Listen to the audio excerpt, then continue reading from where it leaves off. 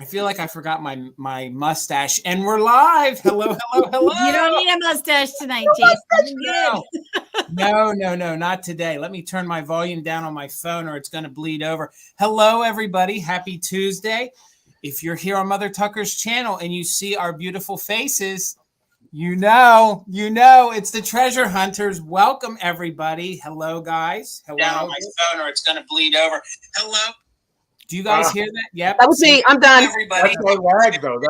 That's the lag. Yeah. That is actually the lag. So I'm sorry, that was me. Was that? Oh, that was yours. Okay. So now we know what's going on. Hello, everybody. Welcome. Let me pull up mine real quick. We had a little technical situation before we went live, but we got Molly good to go. So sorry, everybody. Emergency. Don't we have such a love-hate relationship with technology? At least I do. Yes, I do. Like, look how it brings us all together to do this vintage amazing things. But then, like, all of a sudden your link doesn't work and you have a lot of stress. Yeah. But we're all here, and that's all that matters. And we're just going to wait till some more people jump into the room. But in the meantime, let's say hello to everybody who's here. So let me scroll up.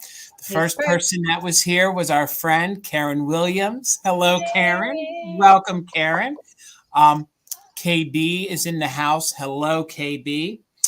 Now he's a mod. He's not only the man with the best mustache in town, but he's the Mr. Wildwood of my dreams. And he's also a mod on the channel and is going to be our bid ender today. He's the myth, the legend, the one, the only Larry. Hello, Larry.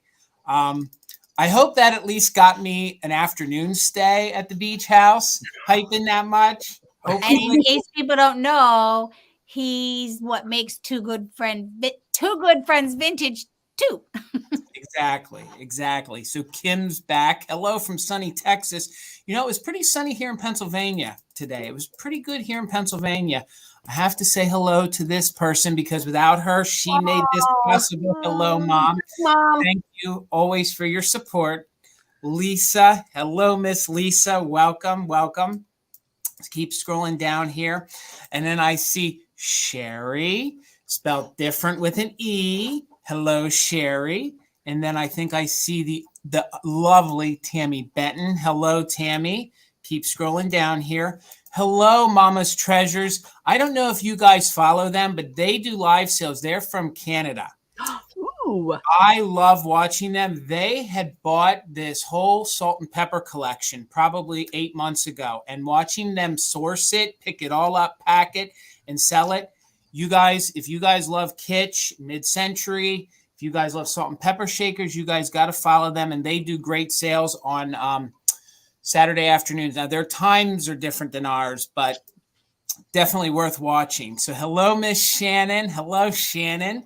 Hello, Linda. And then I see Lila. Hello, Miss Lila. Who's Lila? That's my maiden name, McDaniel. I love the names that have Mick in it for some reason. I just think it's so classy when they got the large capital letter. And okay, enough, Jason. How about a full apostrophe? Not as cool as an MC. I don't know. That's my last name. If you don't know, it's okay. Hello, Desert Gal. I hope I didn't miss anybody. Hello, Carrie. I just want to say hello to Larry again because I'm so happy Larry's here with us this afternoon. And if I missed anybody, I am so sorry. But time's a ticking. I think we need to move on. So, Molly, do you want to explain to them how it's going to work here today? Absolutely. Well, welcome, everybody. We're so happy that you're all here. This is our vintage sale. We do 2 sales a month at Mother Tucker's YouTube channel. We do a holiday, and then we do just a full-on love of vintage. And I know I loved everything I'm bringing, and I saw what these guys are bringing. It's great. So you'll see all of our emails. Please, if you buy something from us, and even if you don't, if you would just send us your information, we need to have your email, of course, your PayPal information, your zip code. And actually, if you're going to do all that, you might as well just give us your full address. And that just makes communication between the two of us much easier. So there's 4 of us, as you can see. 3 of us ship from Pennsylvania. The oddball next door, he ships from New Jersey, but he's not very far away. We all know where Garden Guy Bill is. And here's how it's going to work. We're each going to take a turn. We're going to show you an item. We're going to give you a starting bid. We're going to ask that you type your bid in the comment section. We will acknowledge those bids. So if you don't see it, type it in there again, but it's been pretty good on this side, so I think we should be fine. Once it starts to slow down, we're going to do a countdown. We're going to count down from 15, I think, 20, somewhere in those numbers. When we get to the end, we're going to say bid end. You are chasing Larry. He's going to type bid in the comment section. Once he does that, all bidding stops. And we might see some bids after that, but unfortunately, we have to honor the bid end. So that's where we will go. And we will call out that person who won the item. We are also going to do just in case. If you're new here for just in case, that's just throwing out your best bid. So if I have my hand and you really want it and it bids at 5 and you're willing to pay 25, you're going to type JIC 25. We're going to watch the bids go. And at the end, when the bid end happens, if the bid above that is 20 and you have a just in case of 25, you're going to get it at 21. So we just bid you $1 more than the highest bid before the bid end. And I think we all do PayPal invoices, should say that. I know that I will invoice and ship with Larry tomorrow into Thursday. And everyone else, I guess, can pretty much tell you what theirs are because it's just a little bit different. So, Jason, if you want to just let them know what you do. Yep, I will be invoicing and shipping on Friday and Saturday this week. So if you don't receive an invoice from me on either Friday or Saturday this week, because I combine my sales, reach out to me, but you'll definitely have it by Saturday. How about you, Sherry? I will be invoicing tomorrow. Just if you have time for a treasure, mail at Gmail. Sometimes people leave out the mail. But yeah, I will invoice tomorrow, and I always ship within 24 hours of payment. Sometimes the same day, sometimes the next day, but I'm pretty much at the post office every day anyway. So. Me too. How about you? When Bill? I live a mile from the post office, that helps. Well, yes, this is true. Yeah, I'll be invoicing tomorrow, shipping tomorrow if paid. If not, I ship next day. Unless, of course, you want an open box. I do have another sale on Instagram on Thursday. So if you would like an open box, just contact me. Or if you would like local pickup in Northern New Jersey, we can arrange that at the shop as well to save you a little bit of shipping fees. But other than that, we're good. Same goes for me. I always forget that, Bill. Thank you. Also, if you're near me in Lancaster, Pennsylvania, and you want to do pickup at my shop, we can do that as well. I also pinned a comment in the chat with everybody's email. So as we're rolling, we will have, of course, the price that it's currently being sold at on the screen. That will exit out our emails. So you can easily go up to the top of the chat and also go back and see it after the sale has posted. You can go back and watch it in the replay and get our emails from that as well. And make sure you're following all of us. All of our links are in the description of the video. All of my friends here sell over on Instagram, so they would greatly appreciate the follow. I would too. Also here on YouTube, all those helps follow and help us grow our businesses. It helps our algorithm and it helps us reach even more people. So even don't hesitate to give us that free click. It does help us. So with all that fun said, I'm seeing that we should probably do the way my screen's set up. Let's do Sherry, Molly, Bill, and I'll go last. Repeat, repeat, repeat. All right, guys? Perfect. All right, let me change the screens here. We will get you over here, Miss Sherry. And how much are you starting your first item at? This is my one and only choice for the night. So I'm starting $14 choice because I couldn't decide which one to bring. I have these two Rio Hondo California Pottery figurines, a cat and a dog. I'll go through them one at a time. And I was like, I couldn't pick cat or dog. I like them both. The cat is about 3¼ inches tall and about 2½ inches wide. Really, I mean, it's funny. There's a pencil mark 9/15/46. Somebody wrote, and Rio Hondo, these tend to be from the 30s and the 40s, but this cat just doesn't it seem like a 1930s or 40s cartoon? Absolutely. He looks like he's waiting for his can of tuna to be opened for him. Yeah, I love him. And then I've got this little hound dog who is actually a little nodder. So don't worry, I didn't behead him. Those nodders are so hard to find. Mm-hmm. They are harder to find. The doggy is about 4 inches from tail to nose when he's straight and about 3¼ inches high. It's got a little skip. It's not a chip. It's like a little bit of the paint missing. It never was there, right on the back of the ear. But otherwise, they are in great condition. I love the kind of creamy beige color with just the brown. They're so simple that way, but not. They're simple, but they're still adorable, right? They are. They are. They're early kitsch is what I always considered them. They're the early kitsch before they started getting really crazy with the colors and everything. Yeah.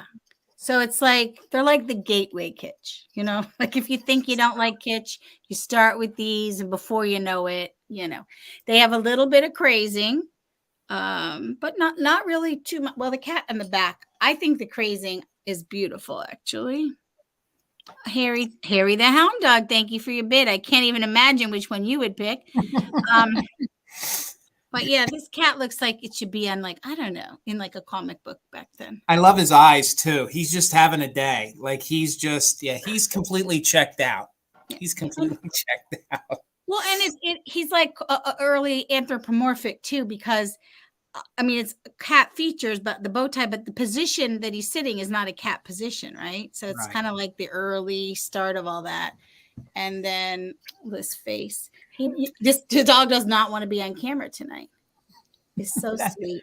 Oh, those, like I said, those knotters are so hard to find, especially in good shape. You'll find them, but they'll be broke. Yeah. Right. Yeah. Well, because I mean, and then just even over the years, just, you know, I can actually see picking it up, not knowing that, you know, half gets broken or they get separated. But yeah, they are fun. And then what I like best about these, and I do have some myself, but they really flow with a lot of design. You know, they could go in with your kitsch, but they go in with, if you have a lot of wood tones, they go in with your amber glass, they go in with farmhouse. They kind of go in with any style because they're kind of just sort of subtle. Hello, Miss Amy. And hello, Ariana. Hello, Miss Ariana. Ariana popped in too. So we are at 14 with Harry for choice. I am going to move things along. We have so much to show you. And so we are looking for 15 or more. Go ahead and use the just in case if you want, Harry. It is for choice. And we are going to count down from 15 or 20, do you think? Try 15, 20? Yeah, let's try 15. See if it straightened itself out. And you are going against Larry is our official bid ender for the night. Yes. Come on, puppy. Look at them. He's shy. Hi, Wanda. Nope, I'm camera shy. 15, 14, 13, 12, 11, 10, 9, 8, 7, 6, 5, 4, 3, 2, and 1. Looking for the bid end from Larry. All right, now we have Harry at 14 with a just in case of 20. Harry the Hound Dog. Wouldn't that be? I think it'll be hilarious if he picks the cat. You're not allowed to pick the cat. Well, they all need an arch nemesis. So if you have a bunch of dog figurines, they got to be chasing somebody. It's true. That would work. So Meow, meow. I know. Look at whoa. Boom, boom. Man, that is a gnarly lag. All right. I see the bid end on my phone first, and there it is. Thank you, Larry. All right. So Harry and Larry, Harry, you didn't need your just in case. It is 14. So just let me know, and I can just watch. You want the hound dog? Oh, yeah. yeah. Both. Or both. Both. Okay. Sounds perfect. Good choice. You're in trouble. No, I'm kidding. I brought them both. I have dogs and cats. I love them both. Harry, thank you very much. All right. Miss Molly, how All much? right. I'm sorry that I'm so washed out, everyone. It's like this new lighting that I have in this spot. I'm going to start. I'm doing choice as well, starting at only $6. Okay. So we did a little bit of an autumn theme, and the two things that I have the most of in my yard are squirrels and deer. So the choice tonight is going to be on these adorable little squirrel salt and peppers. This does say the Philadelphia Zoo up there at the top. These are so stinking cute, you guys. They are little nugget squirrels. They're only about 1.5 inches. They do have their stoppers. I thought initially that these were chips in their ears, but just FYI, that is paint in their ears. So they have the two little guys that hang on the tree, and they're going to be followed up with, like I said, what I see are deer salt and pepper shakers. These are ceramic. They are marked. Are these? Nope. These are not marked Japan. The other ones were marked Japan. These are Japan as well. No stoppers on the bottom of these. But I thought these were sort of interesting because I know that in everyone's holiday displays, a lot of people throw in the deer. So you wouldn't necessarily need to use these as a salt and pepper. The deer, just FYI, measure roughly 3 by 3.5. There is a little tiny nugget of paint loss there on his snout, as well as a tiny little spot on his antler. Kim, I see you in at 6. Thank you so much for that bid. So again, you're looking for choice. We have the 2 deer, the male and the female. No stoppers. Just saying, Amy. But I agree. She said deer go in any room. This is so true. I actually also think they go really well in a fall display. They do. And that's why I thought, you know what, we're doing fall. These are adorable though, you guys. The way that they hook on this tree. They don't go well in a mermaid bathroom though, but definitely a fall display. They don't go well in a mermaid bathroom, but yes, definitely a fall display. And they look really sort of cute just right there like that. And this is marked, the tree on the bottom is marked Japan. You're not going to see it, y'all. Promise, it's there, Japan. So I see Kim at 6. Thank you so much. I'm going to start a countdown. It is for choice. We are looking for 7 or more. And I will start at 15, 14, 13, 12, 11, 10, 9, 8, 7, 6, 5, 4, 3, 2, 1. Looking for 7 or more or a bid end on choice. Those deer are fantastic. They're because good. They're real. I mean, like most of the deer I see are, like the Bambi looking deer. I like the fact that these actually were like a very nice, real looking deer. Super nice. Boy, that is a lag and a half, friends. It is. It is. We're just waiting on Larry's bid end.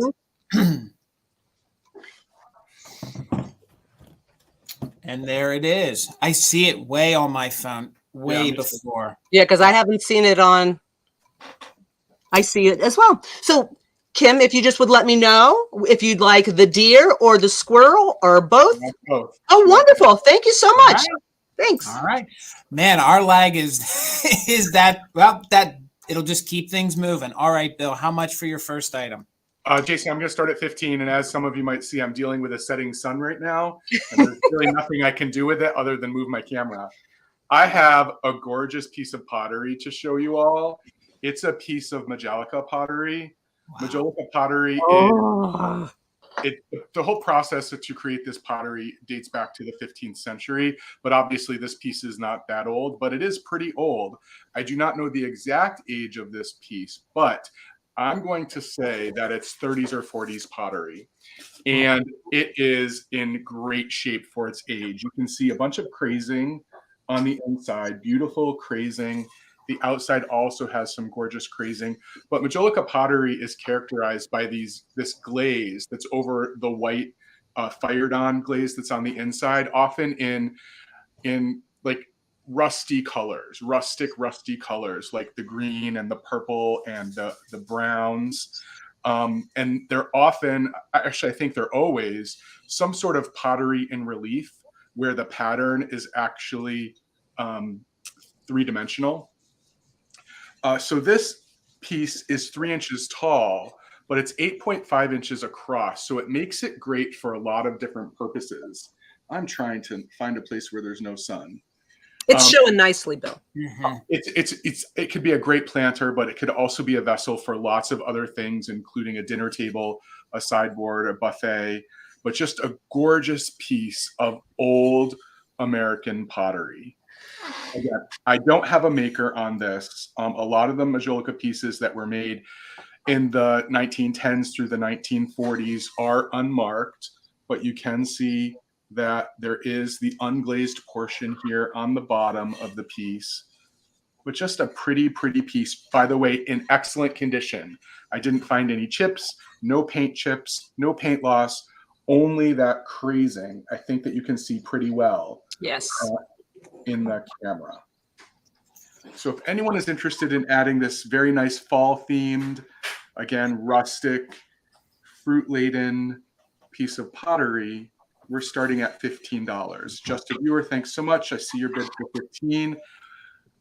And those are the pieces that I have gotten rid of in the past, and now I have one piece left, and I'm thinking like, what was I thinking? I wasn't thinking. That is just so, that's my vibe all the way. It's beautiful, Bill. Yeah, and we talked about this in a show before when we were looking at Roseville, which is also a contemporary piece pottery company to whoever made this, that in a weird sort of weird set of circumstances, the older early American pottery right now doesn't hold the same value that some of the pottery in the 40s and 50s does. And that's just up to collector preference. Just like the earliest milk glass from the late 1800s, you can actually find in stores for just a few dollars, whereas some of the more recent milk glass commands a much higher price. So this is an investment piece, I believe, because we do see the value of these change over time. So now is the time, I think, to collect this early American pottery from the 1910s through the 1940s. So we have a bid of 15. We do have a significant lag. Amy just posted in a little announcement, so everyone should take a look at that. That's important. Thank you, Amy. And I'm going to go ahead and start a countdown from 20. So if you're considering putting a bid in on this piece, feel free to do that now or use it just in case, because right now we're looking at a bid of 16 or more, again, for a gorgeous piece of old pottery. 20, 19, 18, 16, 17, 16, 15, I love you, Bill. 14, 13, 12, 11, 10, 9, 8, 7, 6, 5, 4, 3, 2, 1. Bid end from Larry. That's what we're waiting for. I'm sorry I was rude. I was like high-fiving Jason above me because it's usually me and Jason that can't count. I know. Somebody else did it. I just zoned out. I don't even know what was coming. You were so cute. It was so cute. Jason and I, it's fair to say, right, Jason, that we struggle with countdowns. Yeah. There's KB at 18. Okay, Katie, I see your bid for 18. Hiya, Sarah. Hey, Sarah. My goodness, the lag's real today, folks. All right, I see it coming. It'll be here in a moment. So there it is. Thank you, Larry. So, Katie, my dear, this is coming to you for $18. Thanks so much. Katie, I'm so happy for you. That's such a nice piece. All right, let's get myself over here. And my first items, you're going to get them both, and it's going to start at $14. And it wouldn't be Mother Tucker's if I didn't start with some kitsch. So you're going to get both of these at $14. These are itty bitty guys. They measure about 4 inches wide by about 2.5 inches tall. So here's your first one. And like I said, you're going to get them both. Yeah, I know, KB. The lag is awful. So these are little ceramic. They are made in Japan. It's faintly stamped right here on the heel. So you can see made in Japan. These are airbrushed. So they are very crudely painted. And usually a lot of these airbrushed ceramics are the first ones to start losing paint. So if you have these and you need to clean them, please don't scrub them too hard because you will actually start to remove some of the paint. So this is your first one, and they go opposite ways. So you have the little kitty cat there and the little doggy here. So you're going to get him as well. He is missing just a little spot of paint right there on the back of his ear. But other than that, these are in very good condition. He is also stamped Japan right there on the heel. So they come together. These are great little planters to, pop in those little shadow boxes that some of you might have. They also make good matchstick holders or toothpick holders. And as I previewed them, they're actually going to come with this kitsch-tastic plastic flower. Just one of them. I love it. So you can just pop those flowers down in there, down in that heel, and there you have an instant display. Or if Bill knows a smaller flower that we could plant in these, please share with us, Bill. So many to choose from. Mm-hmm. So you're going to get them both. I found them together. I can't break them up, but I think look at the blush that they used on the little kitty with the green eyes, with the boot. Doesn't bottle brush tree need to be said? Oh, Yes. yeah. Bottle brush tree would look great in there. Look at the cute little, he looks like almost a little terrier. No, I guess he looks more like a little boxer, maybe. Yes, yeah. Boxer with the cute little tongue right there. Their faces are fabulous. Oh. So, and these are kind of on the harder side to find. I don't find these as often as I used to. And usually when you do, there's so much paint that's missed from them. It's just, you can't even tell what kind of animal they were. So Amy, thank you. I see you for 14. So we're looking for 15 or more. And again, the only issue is right here. There's a little speck of paint missing, but there's no damage, no major crazing. So we are at 14 with Amy. And I do have the Trash-tastic flowers for both of them. So you are going to get the other arrangement for the other one as well. So let me pop that in there really quick. So there you go. That's how they'll look, and that's how they'll come to you. So let's go ahead and count these down, looking for 15 or more. So let's go from 20, 19, 18, 17, 16, 15, 14, 13, 12, 11, 10, 9, 8, 7, 6, 5, 4, 3, 2, 1. Bid end. Amy, I see you're just in case of 18. Thank you so much. Wow. Jason, you just gave me a great idea for some content that maybe I'll create about good plants for small planters. Mm-hmm. Go. Oh, Bill, that's a good one. And again, you're going to get both of them, Amy. Or if somebody else pops in there, we're just waiting on Larry's bid end. He would look nice with an Amy creation in them too. Just saying. Absolutely. Absolutely. Hello, Victoria. And then we're just waiting on Larry's bid end. And there it is. I see it on my phone first. And there it is. All right, Amy. Thank you so much, friend. They're coming to you for $14. Thank you so much. All right, Sherry, we'll get you over here. Okay. Y'all might think I'm crazy. Maybe you already do, but I'm starting this at $25. This is a kind of a leaf heart-shaped flower frog. It is metal. It is made by the Daisy Flower Holder Company in Los Angeles. That's and it is marked DAZEY. They were one of the original, and they call them flower holders. I don't know if y'all know that they really didn't start calling them flower frogs until they were kind of outmoded with the, the flower. What is it called? The green stuff that the foam. The flower foam. Yeah, the floral foam. Ding, ding, ding. You know what? I actually have one of these, and I found another one, and I'm not 100% sure why, but flower frog collectors really want the daisy leaf-shaped brass one. It's like some there. I mean, I collect flower frogs. I just pick up kind of what I like, and I love leaves. But this is one that's kind of harder to find, and so. Maybe it's a little crazy starting at 25, but I actually think that's a good price. But yeah, it's like, well, I can't keep two. There's flower frog lovers out there that are really looking for this one. But Daisy, they were the ones that invented the caged flower frogs. They're the metal. They look like cages. Mm-hmm. And if you know your flower frogs, they started in like the 14 or 1500s. Really popular early 1900s, 29-second lag. Holy cow. Really popular up until the floral foam. But I love collecting flower frogs, and I just love getting different ones. This one is 6 inches this way and about 4.5 inches this way. And I didn't measure it this way. About 1.5 inches. Sorry about that. Has a little bit of patina around the edge. It's a gorgeous piece of art, Sherry. I mean, very Art Nouveau. At least I think it looks very Art Nouveau. Well, that's the point of a flower frog like this, is that for the most part, flower frogs are meant to be not seen.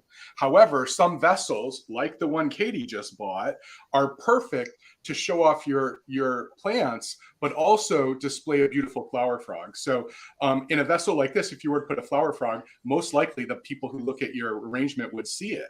So a flower frog like this was created for that purpose. And Bill, could that not stand on like in top of a tall vase where you would like see that leaf across the entire top of a vase? Yes.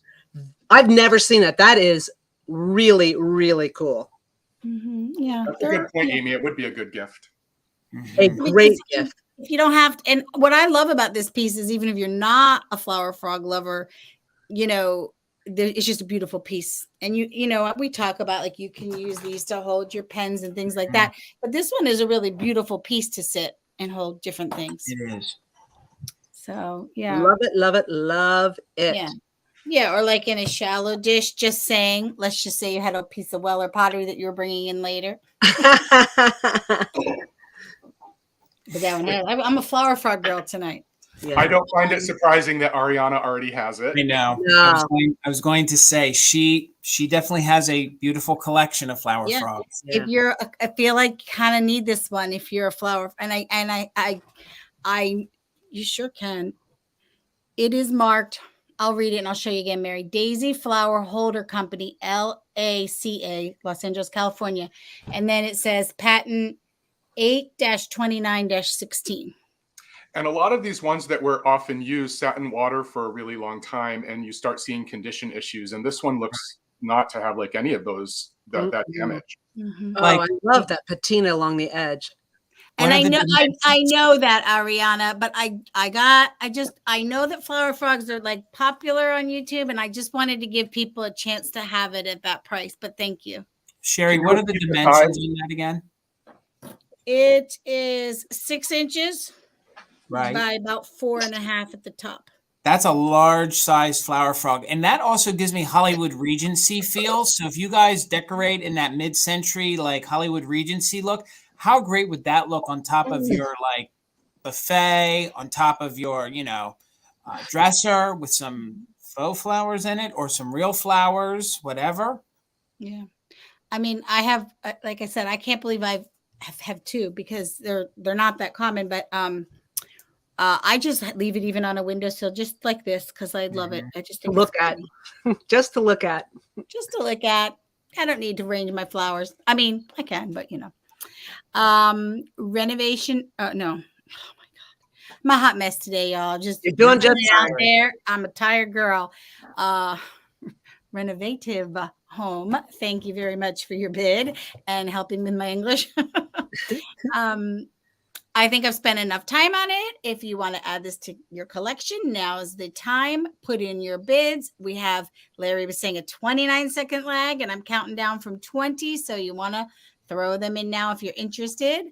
20, 19, 18, 17, 16, 15, 14, 13, 12, 11, 10, 9, 8, 7, 6, 5, 4, 3, 2, 1. And looking for Larry's bid end.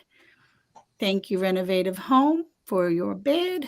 Oh, Sherry, I love that piece. That is, I'm going to say that a lot tonight. We all had really nice things tonight, I think. It's a We good, really it's a good did. range. It's a good night. It's a good night. It's a good night for vintage. Dun, dun, dun. I feel like I need to tap dance or something. I know. Jazz hands or something. I don't know. You can tap dance. Look at you, Mo. You got a lot of room back there. I don't have room to tap dance. No, I know. You're on, girl, while we wait for the bid end. There's a lot going on back here. I Okay. play a song, but I can't play. And there's our bid Renovated end. Home. Thank you so much. This is coming to you for $25. Super appreciate it. Enjoy it. Thanks for all the emojis, Lorraine.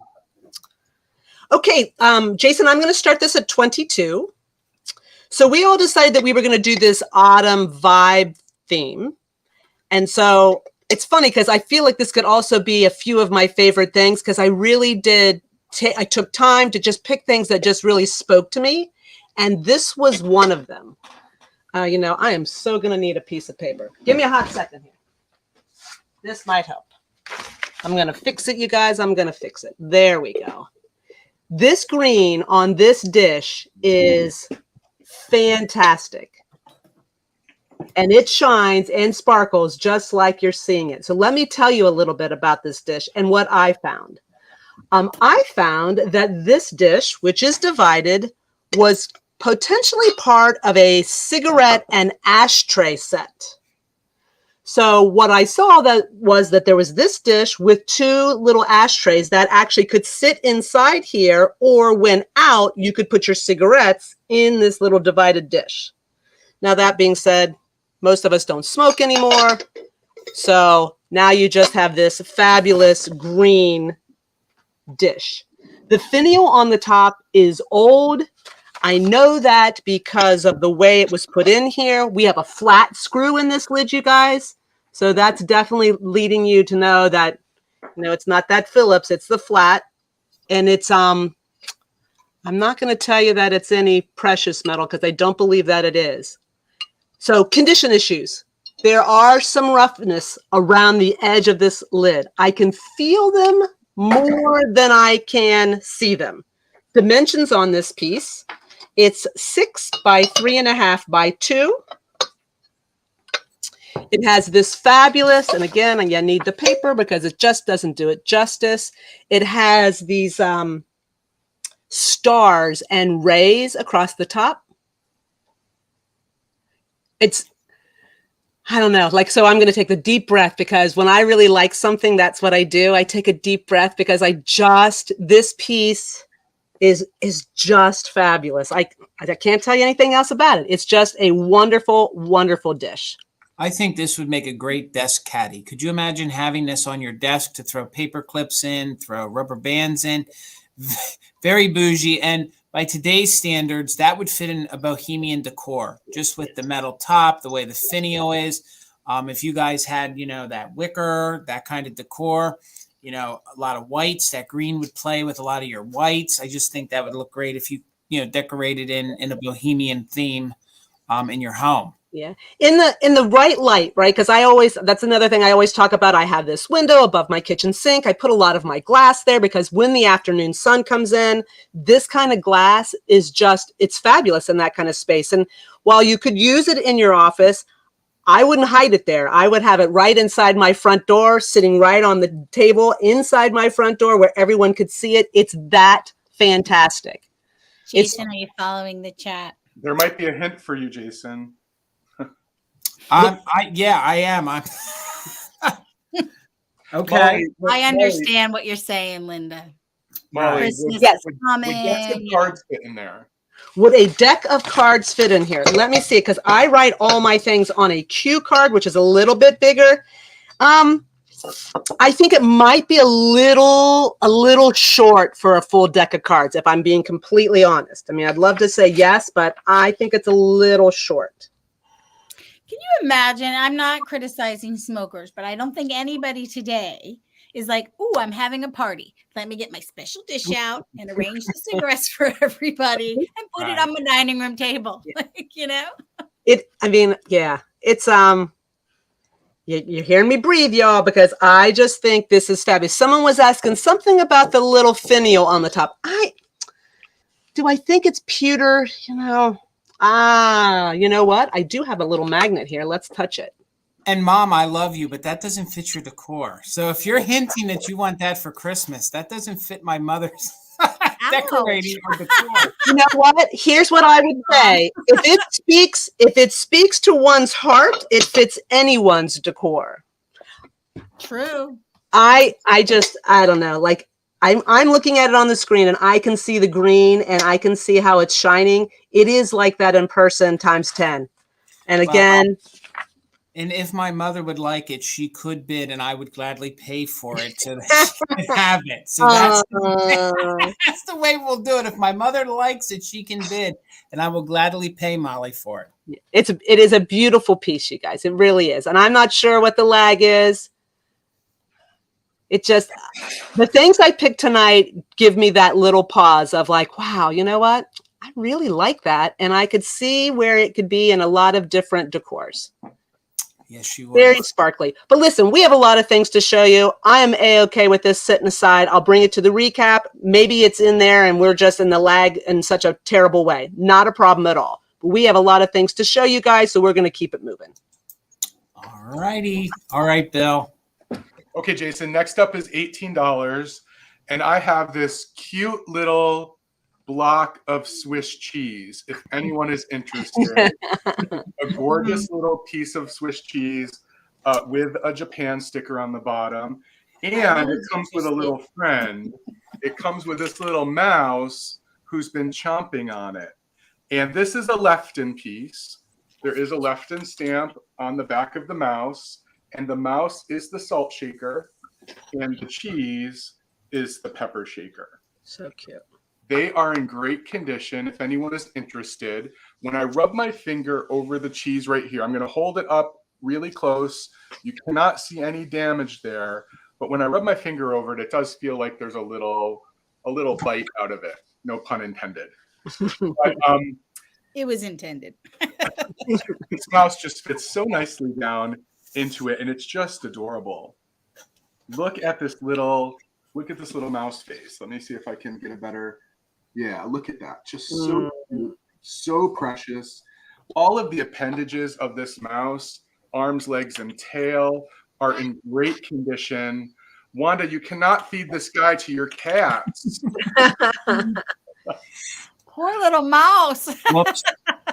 Sorry, Dawn. Wanda had the first 18. I thought it was nice. It's just an adorable little piece of Lefton. It is in one of the Lefton catalogs, so it's also one of those pieces that's often highlighted.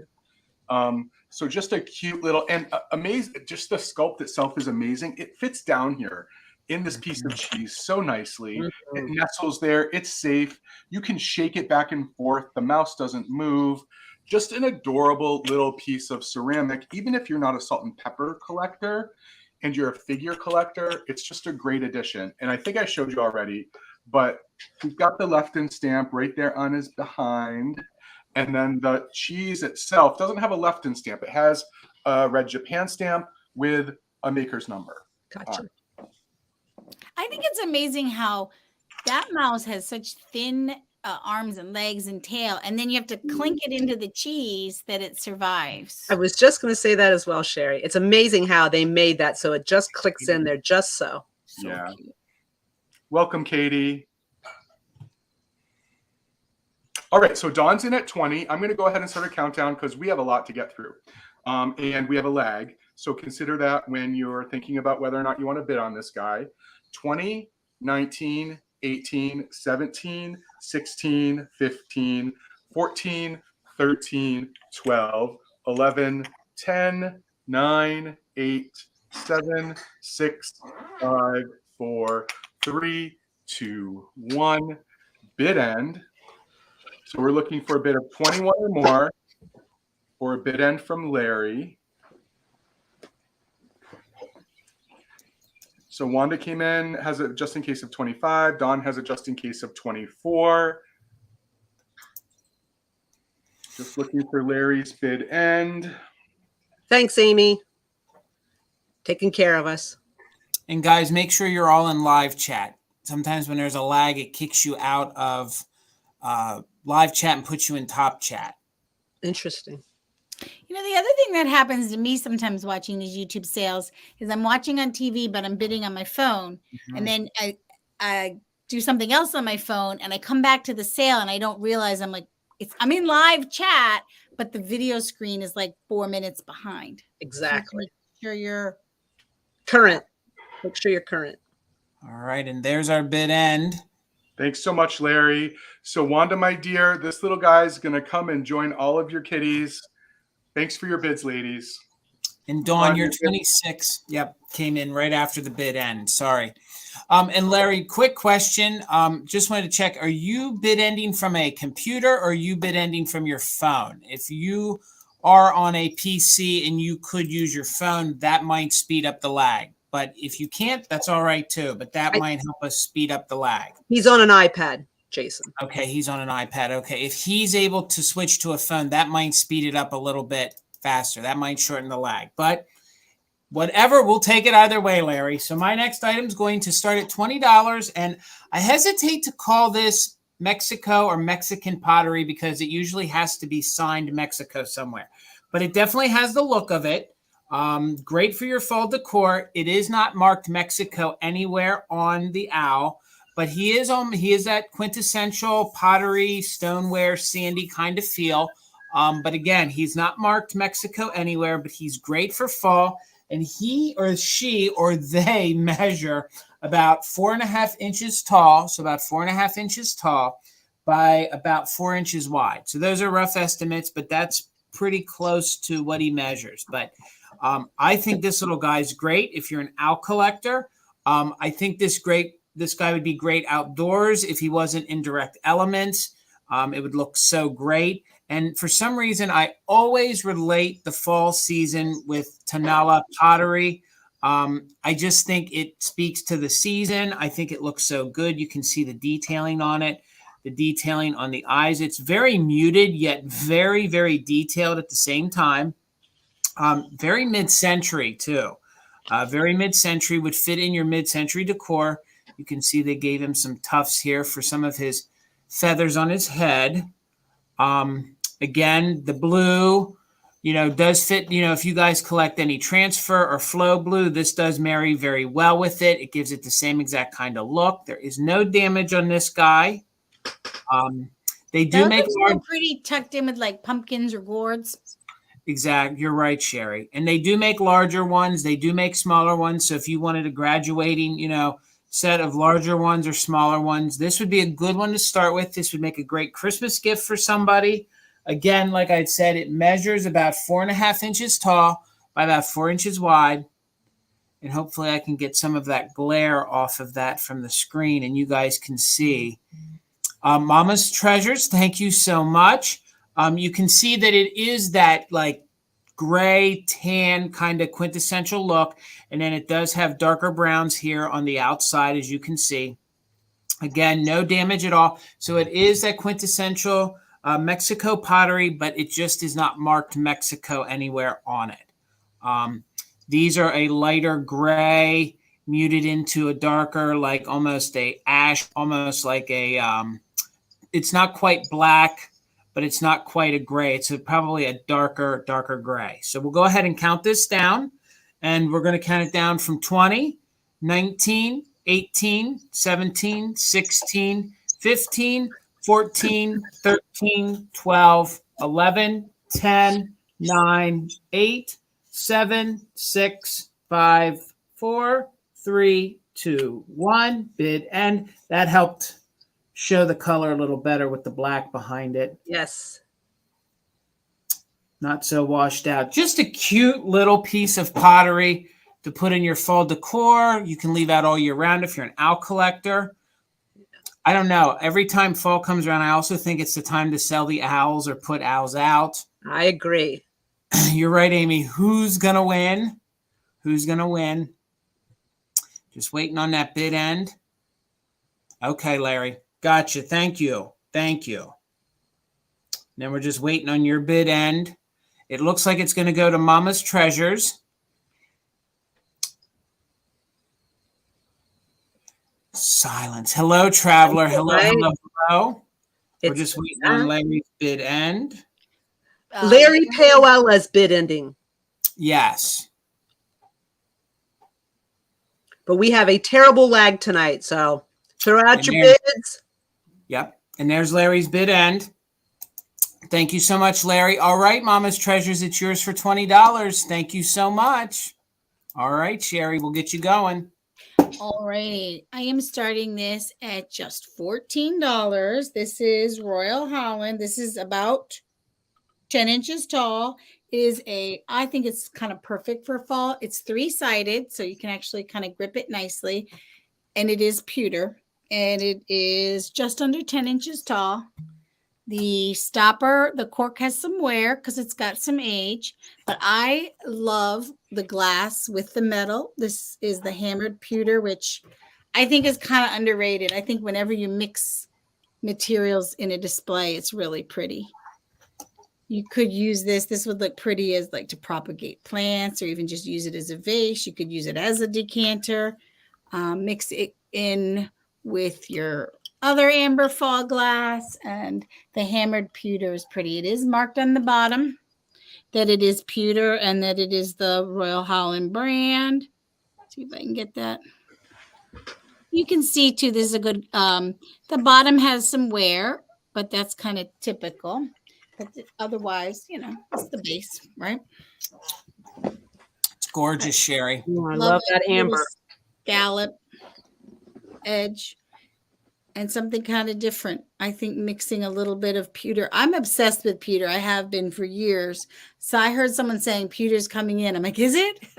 Good, because I love pewter. It's just something, I think because it's a metal, which adds something, but it's a softer metal. And even though you can't, I think we process things sometimes without even knowing it, you know, so there's just a softness to pewter, just looking at it, that kind of adds just something to your displays. It's also sort of the everyday metal of, you know, of yesteryear. It's the every person's metal. I love it too, just for that reason. Right. Mm-hmm. And it does. It's great for Halloween, but that will roll right into Thanksgiving as well. Like, you know, I decorate for Halloween, but Thanksgiving, you know, I'm like gearing up for Christmas. So just to have one little centralized piece that can just sort of tide you over till Christmas, that's a really nice one to do it. In Northwest Sunshine, you're right. The hammered design is gorgeous. That's what makes that piece, I think. If it didn't have that hammered effect to it, I just don't think it would be as lovely. It just has so much texture to it. Mm-hmm. And this scalloped edge here. And then it also, I love pieces that, like, if you do have pewter or metal things and your glass, and then you have one piece that has both, it kind of pulls it all together. Yeah. Yeah. Or you could use it as put it on your table, put your special, I don't know, holiday Thanksgiving drink or liqueur. You could put your Christmas hooch in it and add it to the table. You know what would be really pretty in this? Have you ever made like mincemeat, but not with like meat, but with dried fruit, and then you put it the brandy and you let it sit for like, I did this once for my mom's, I found out it was her favorite pie, and I let it sit for like a month or two. There you go. That would be really pretty. That would look really pretty sitting out that way. Because sometimes, you know, when you have your special drinks, you don't always want to put them in a decanter because you have the pretty bottle that came in. But this would be pretty with that. I think you could put a lot of things in it because it is amber glass, but it's, you know, amber has like so many shades of amber. Mm-hmm. But you can kind of see through it. Yeah. Wanda, you're right. It's eggnog season. That would be great. Absolutely. Mm-hmm. All right, Wanda, don't get mad at me, but I don't like eggnog. Something must be wrong with me. Everyone's like, can't wait for eggnog. Something's wrong with you. You are, establish that. it's one of those things, you either love it or you hate it. It's a texture thing and it's a flavor thing, but boy, do I love it. Yeah. It would. I have to say, I would buy eggnog and put it in here. It would look very pretty because you would see a little bit of that yellowy color coming through. Yep. So I would approve eggnog for this piece. It's eggnog approved. Dawn's right. You could drop those little string lights down in there on the battery, and that would really pop out that amber. Beautiful piece. It's very versatile, I think. Like a fruitcake, which I like, but good fruitcake is very good. Okay, just saying. In fact, when I go to Germany this December, I cannot wait to get the fruit brat, which is actually fruit bread, which is why it's probably good. It's not cake. Anyway. Amy, I'm with you, girl. I'm with you. It's so funny how things like that happen. We have so much to show you. Its new owner will be here someday. I will bring it back at the recap, and I can move it along to Miss Molly. An Irish whiskey would look good in that. I agree with Wanda. It has a very Celtic kind of feel about it. And it's nice. I love the three sides because you can hold it. All righty. We'll bring it back during the recap. Maybe it's new owner will be here then. If not, Sherry's making mincemeat pie this year. All right, Molly. All right. I am going to do choice starting at 15. And I have 2 hobbyist Pixie. Oh, here we go with this light. Ashtrays. So this is the best I could do, Larry, on something black, which is not going to do it. Oh, here we go. I'm going to come really close. There we go. So this one is is a little lady pixie. She's got the long hair. Both are hobbyist pieces. I think very nicely done, actually. This one is marked on the bottom, just saying HO. Oh, my Lord almighty, you guys. Give me a second here. You're all right, Molly. You'll just have to get it as close to the camera as possible. There Now we there can we see. go. Here we see. We can see. There you go. See it? So this is the girl, and she measures 6.5 by 4. Don't look at me. Look at her. There we go. Everybody And then- loves your broom, Molly. They love your backdrop. They love that broom. It's Well, a so great this one. is where my husband does his music thing. This is his retirement. Hopefully he will. You can follow him somewhere else. This is the boy. Look how cute this little boy is. Now, just an Her FYI. husband's not making this her reselling room, is what I'm hearing. I'm No. hearing Scott saying hard no. Yeah, right. So there is a tiny little chip right here. And as I'm feeling, just FYI, as I'm feeling this little spot where you'd put your cigarette, this looks like maybe it was chipped and then somebody went in and gave it a little green paint. I did not even notice it until just before I set this up here. That's how good that little repair was done. So the little boy measures 7 by 3. They both are hobbyist pieces. This one says it was done by Don Sharber. It looks like March of 1956. And I'm just looking for 15 for choice. I thought little pixies in the fall. I know that they are ashtrays, but candy corn in these would be absolutely adorable. He's like lounging back there, like really looking at the sky, just pondering life. Almost to the point where I need to sit him this way just so you can see his face. They make great dresser caddies too. Throw your change in there. Use it to catch your rings at night. The paint on him is in really good condition. It's interesting.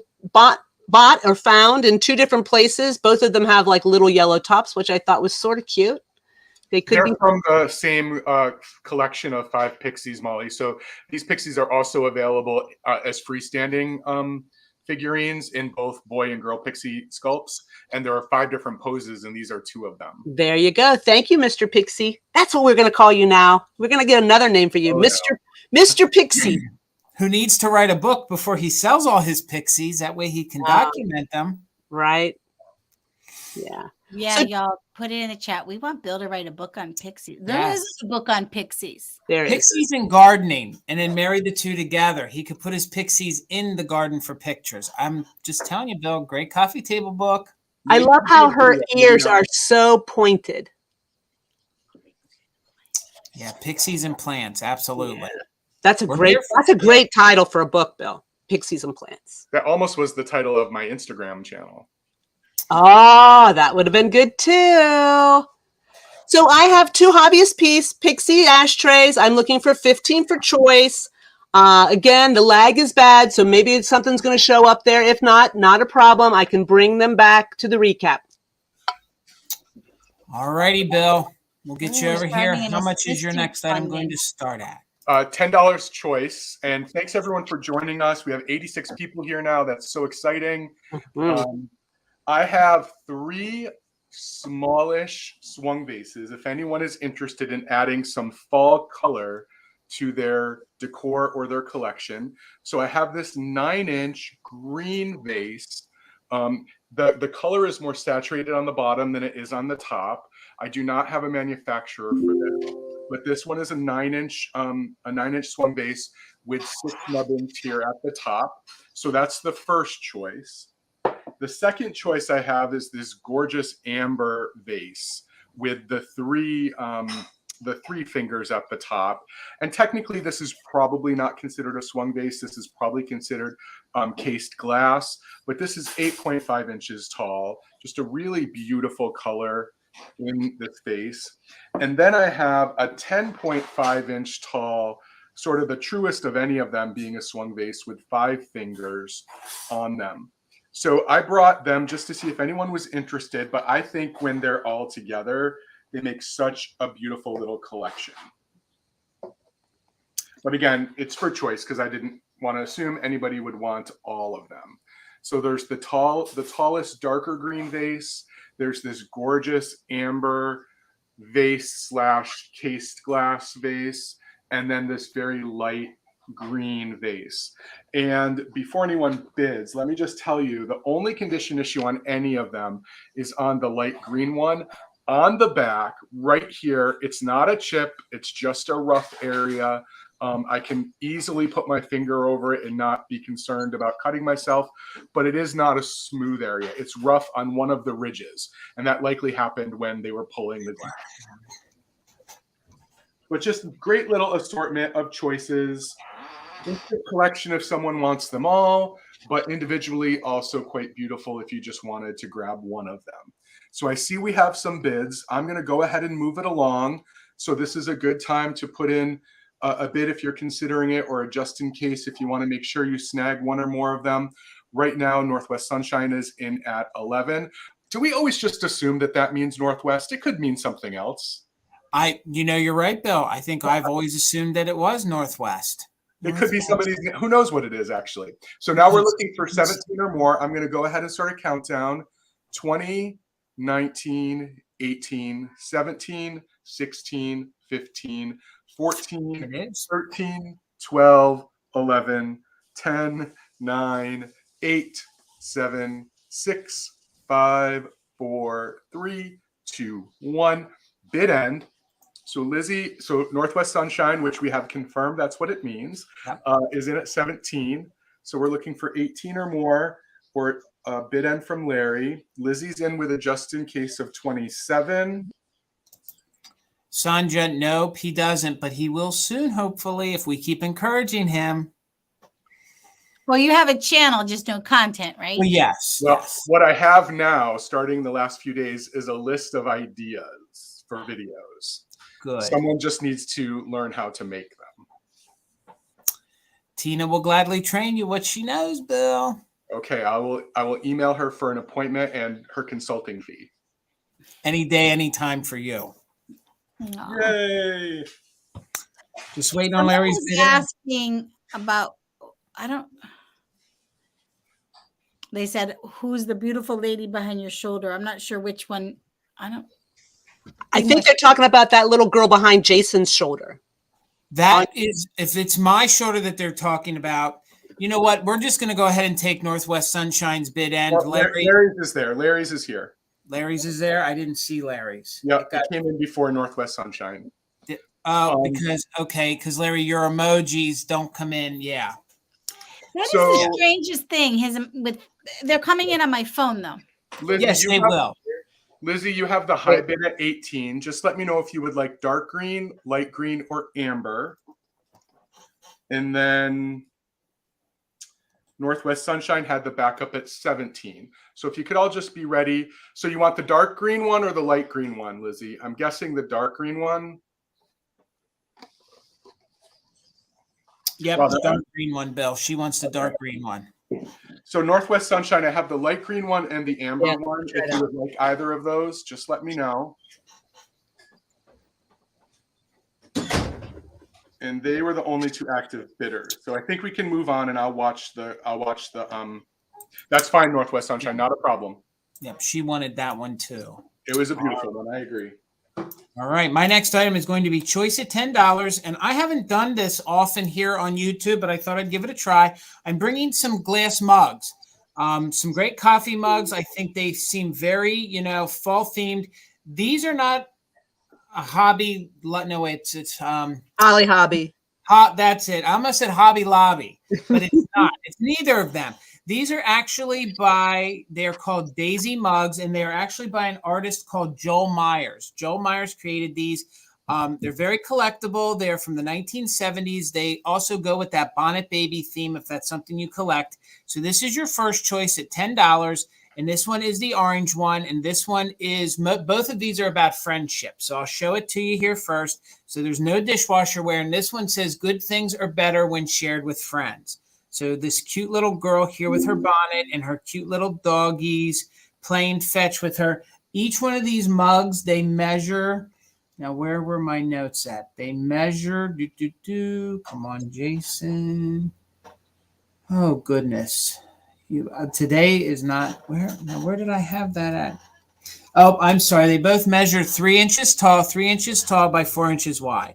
So that's your first choice, 3 inches tall, 4 inches wide, in very good condition. This is the one in orange, and then this one is in yellow. Oh, I Thought love these seemed very fall themed. So it says Daisy, the cute little girl sitting there with her bonnet. She's sitting on the fence post with all these cute little birds. And this one says, sitting down with friends refreshes the spirit. So these are almost like those American greeting style things. Now my camera is going to act ridiculous. So $10 choice on these. This is your second choice. This is in the yellow colorway. They made other ones, I think, in green and in blue. So you could collect them all. And then it does have the signature of the person's name right there in this one. And so it says Kirby, and this is Martin A. I guess it says Associates Incorporated. When I researched these, it comes up that Joel Myers was the creator of this design. So again, is choice on these. I thought these would be great to make gifts for somebody. They'd be great to put in your, displays for the color. I think they go well with all the burnt yellows and the burnt oranges of the 1970s, if that's your decor. And they stack, right, Jason? They do. They are stackable. Thank you, Molly. You can see the bottom there. It does have a lip, so they are stackable. Those are so nice for fall. So they could make great risers. They would look great, in your decor. They'd be great little cups of coffee to use at your coffee bar, if folks are coming over. But again, they are the little daisy mugs. Cute little yellow birds there. And again, you can see how glossy it is. You can see that there is no dishwasher wear or major paint wear. So again, $10 on choice. There's the little orange one. You're right. You're right, Julie. They would make great stocking stuffers. Mm-hmm. Oh, that's a great idea. Right? But if there is no interest, we will bring these back during the recap. So I was just looking for $10 each on the little daisy mugs. Thank you, Dawn. I see you for 10. So we're looking for 11 or more. And again, it took me a while to find my notes, and they're right here. These measure 3 inches tall. So they're the smaller ones. So they're about a good just 8-ounce cup of coffee. That's pretty much, you're right, Amy. They would make great teacher's gifts. You can see how glossy they are on the inside. So there's no utensil marks or cup marks in there at all. Outside is super glossy. And we're going to go ahead and count these down. We're at $10 with Dawn. So let's go 15, 14, 13, 12, 11, 10, 9, 8, 7, 6, 5, 4, 3, 2, 1. Bid end. We're looking for 11 or more. So cute. Mm-hmm. I kind of like some of this is back in fashion again. For a while, these colors weren't that sought after. Some of these designs weren't. And I think they're just very warm. They're very homey, My whole bedroom were those colors. And I loved the them. 70s palette. That's the 70s palette right Yep. Yep. I loved it. Very earth toned, very Brady Bunch kitchen. They probably made one in avocado green as well. Yep. Pairs well with your Tupperware. I know folks are collecting these colors of Tupperware again. These would definitely match well with the autumn ones. I think that's what I think they call them their autumn colors. Yeah. So we're just waiting on Larry's bid end. So if you have a kid that's away in college, I have young kids in their 20s, and they are all about the vintage. You can get these adorable little spoons that have honey on the end of them, and you can put a tea packet and the honey in there. Send them to them as an exam gift. Those are so cute. All right, there's Larry's bid end. So I'm just going to take Northwest Sunshine. Larry, I do see your bid end. So Dawn, let me know which one you were interested in. You can just put yellow if you're interested in yellow, or if you're interested in the orange, and you can definitely take both, and that would be $10 each. So thank you so much, Dawn. All right, Dawn, they're both yours. Thank you so much. All right, let's get Sherry over here. I'm glad they're staying together. Me too. I think it was Julie were you asking about her? You can always email me. I'll tell you more than you ever want to know about Gabrielle Munter. She's one of my favorite artists. But that's not why we're here. I'm starting these at 25. These are black glass. I'm pretty sure they're Fenton. They are the 3-footed. They're not marked. Candles holders. I love that you can put a candle in. You could jazz them up with a little more if you wanted to. I think they're kind of pretty just as their own.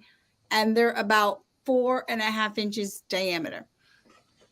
You know, last year at Halloween, I said, I really want to have a whole black glass collection. And it's really hard to find black glass. And I think I ended up this year, after a year of looking, with like 3 or 4 pieces. So I decided, I guess I'm not having a black glass collection.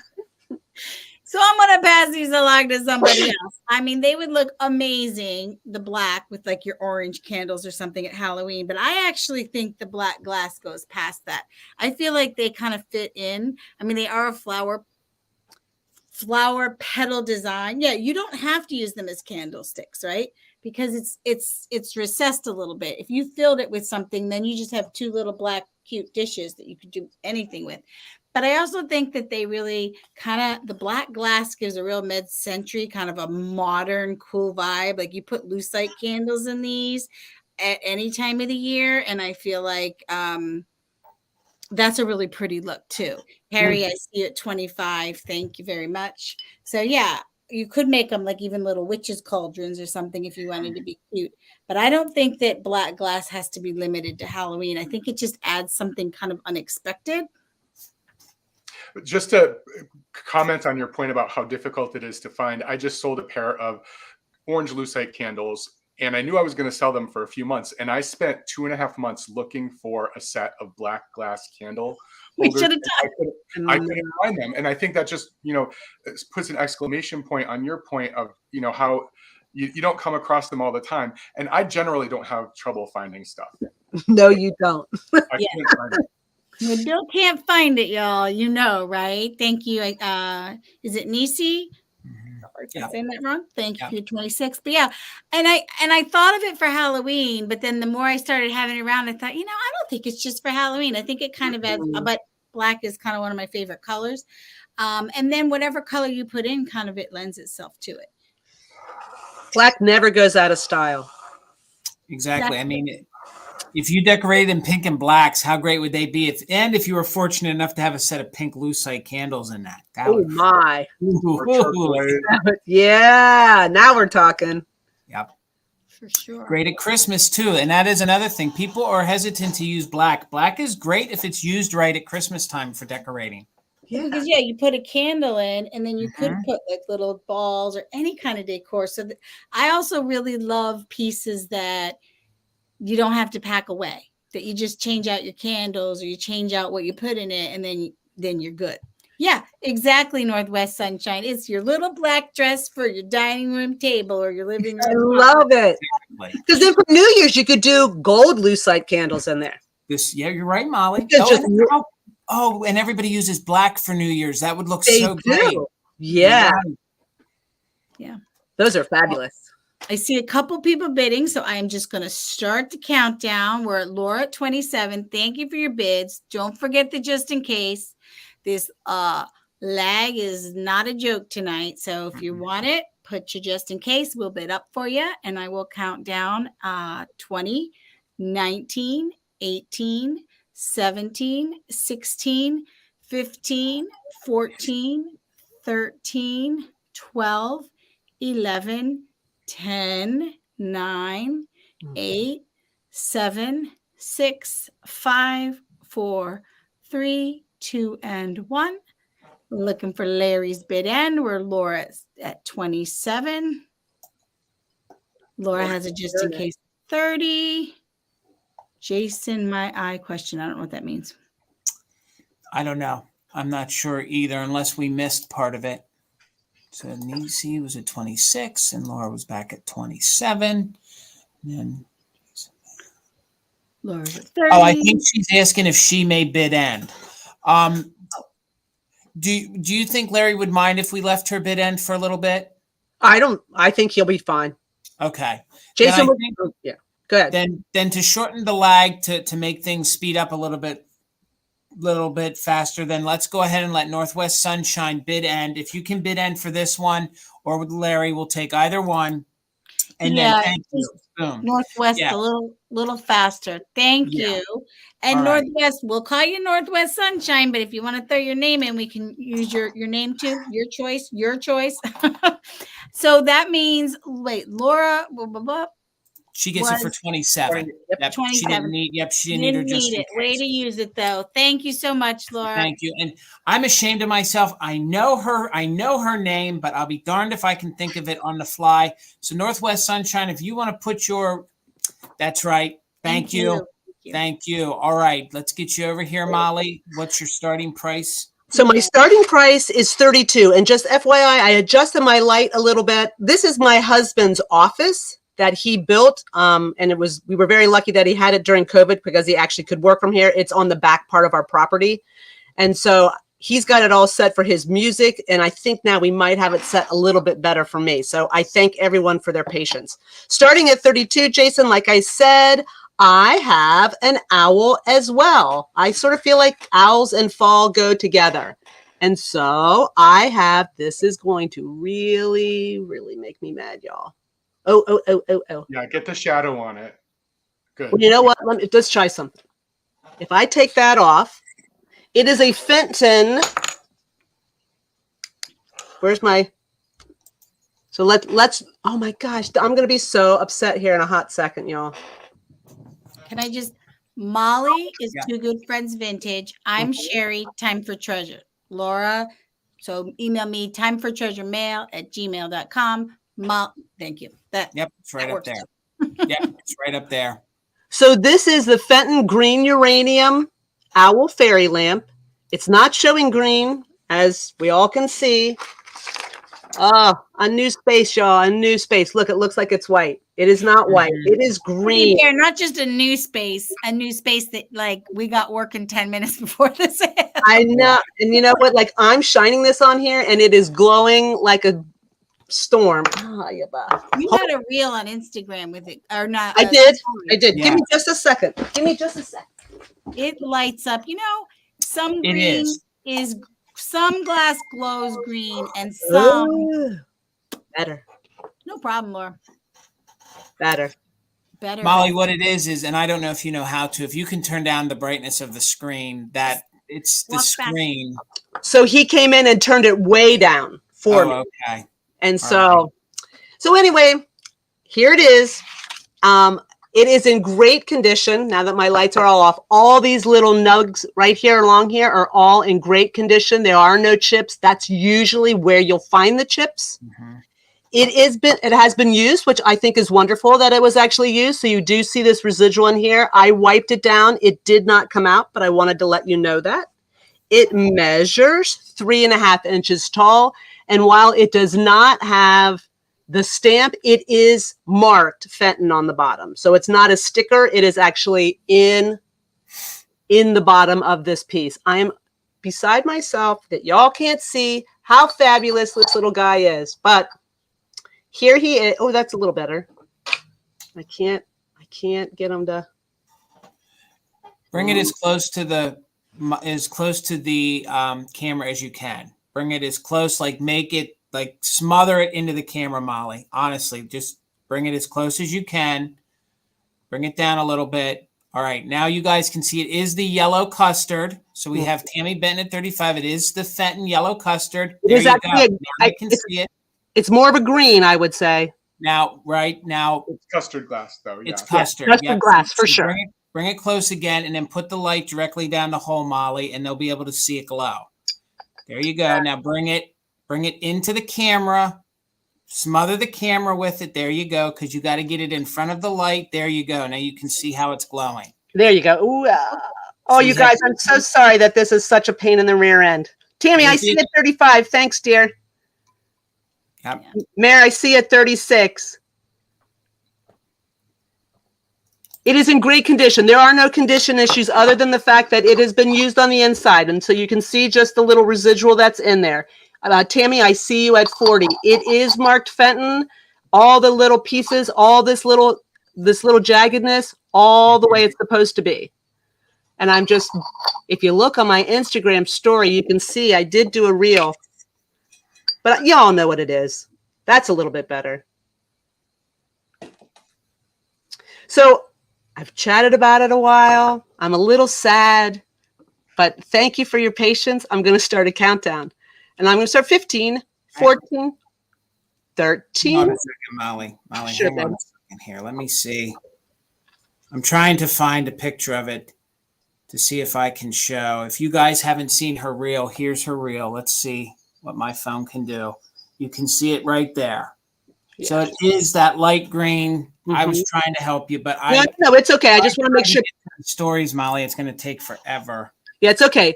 So I see Lizzie at 42. It is the light green, and it is the custard finish. So it's not shiny. It's like that custard finish, not the shiny finish. Right. It does glow bright green. I will promise you that. I see Lizzie at 42. I'm going to start a countdown. Get your best bids. Thank you, Sherry. You're so sweet to me. Get your best bids in, or you just in case. I'm going to start at 15, 14, 13, 12, 11, 10, 9, 8, 7, 6, 5, 4, 3, 2, 1. Looking for 43 or a bid end. Thanks, Laura. You guys are all so sweet. Thank you. I'm not even looking at the comments. I'm just so bummed. But pretty nice. That you're here and at quarter of, that wasn't looking like. Right. I know, right? There we go. Thank you for that bid end, Dan. Hey, Lizzie, this is yours for 42. Thanks, dear. Thanks, guys, for hanging in. Thank you, my friends, for helping me out. We are good to go. We'll get through somehow, Molly. Not a big deal. Right? Not a big deal. Okay, interestingly enough, that just sold for 42, and that's what I'm starting the next round at. And I don't know if we have any Roseville lovers tonight, but I decided to bring some pieces because I was lucky enough to get them. I have 2 of these. I have a pair, and you are bidding on the pair. You're not bidding for choice. This is the Roseville Magnolia pattern in the blue and light pink flower frog vase. Interesting that we were talking about flower frogs earlier. Roseville made a number of vases that they also consider flower frogs because of the design that they have at the top. They do have a mechanism by which flowers can be held in place. So I have a pair of these. The first one, and again, this is the Magnolia pattern, 1943, these were manufactured. They do have the Roseville in relief, the number 19 mark, if anyone is interested, that authenticates it as Roseville, and I have a pair of them. This one is in great condition, no chips or cracks, a little bit of crazing like we see on the Roseville, and I do have a second one, so they look great when they're displayed together because they can be opposite of one another. Just know that if you're interested in this, there is a visible chip here. There's a tiny little chip on the corner here, but when displayed in the pairing like this, you do not see those chips. And then there is one on the bottom, which when it's sitting on a table, you also don't see. My guess is this fell once. And those were the 2 points of contact. But they are gorgeous pieces of Roseville pottery. And to find the set still together all the way back from 1943 is pretty amazing. So this particular sculpt comes in this blue and pink colorway. It also comes in a green and brown colorway, that other colorway you're familiar with seeing from the 1940s Roseville. And as I said earlier when we were talking about the Majolica, believe it or not, this 1930s and 40s Roseville is much more collectible today than the stuff that was made in the 1910s and the 1920s for some crazy reason. But they are so nice. And let me give you a sense of the size. They're 5 inches tall and 7 inches across. Again, if anyone's interested in adding some Roseville to their collection, you're getting both of these. This is not choice. You see that they look really nice as a pair. They're oftentimes when Roseville came like this one isn't one of in the situation I'm talking about, but oftentimes when you saw a pair of Roseville like this, there was usually a console bowl that went in between them. In fact, Jason sold something the other night, the Donatello pattern. That actually would have been 2 sets of bud vases with a console bowl in the middle of it.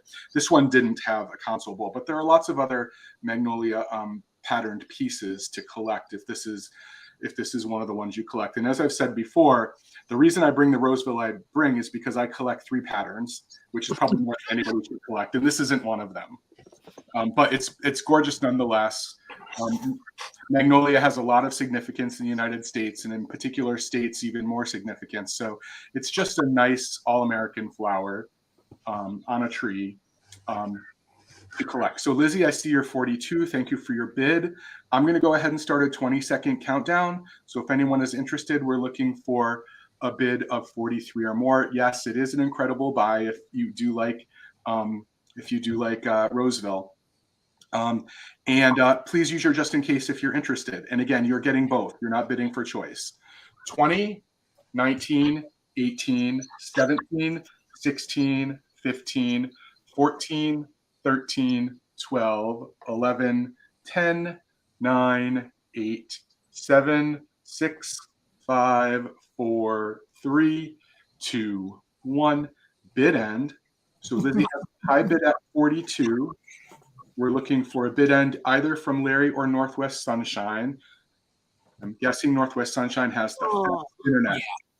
Yeah. Those are beautiful, Bill.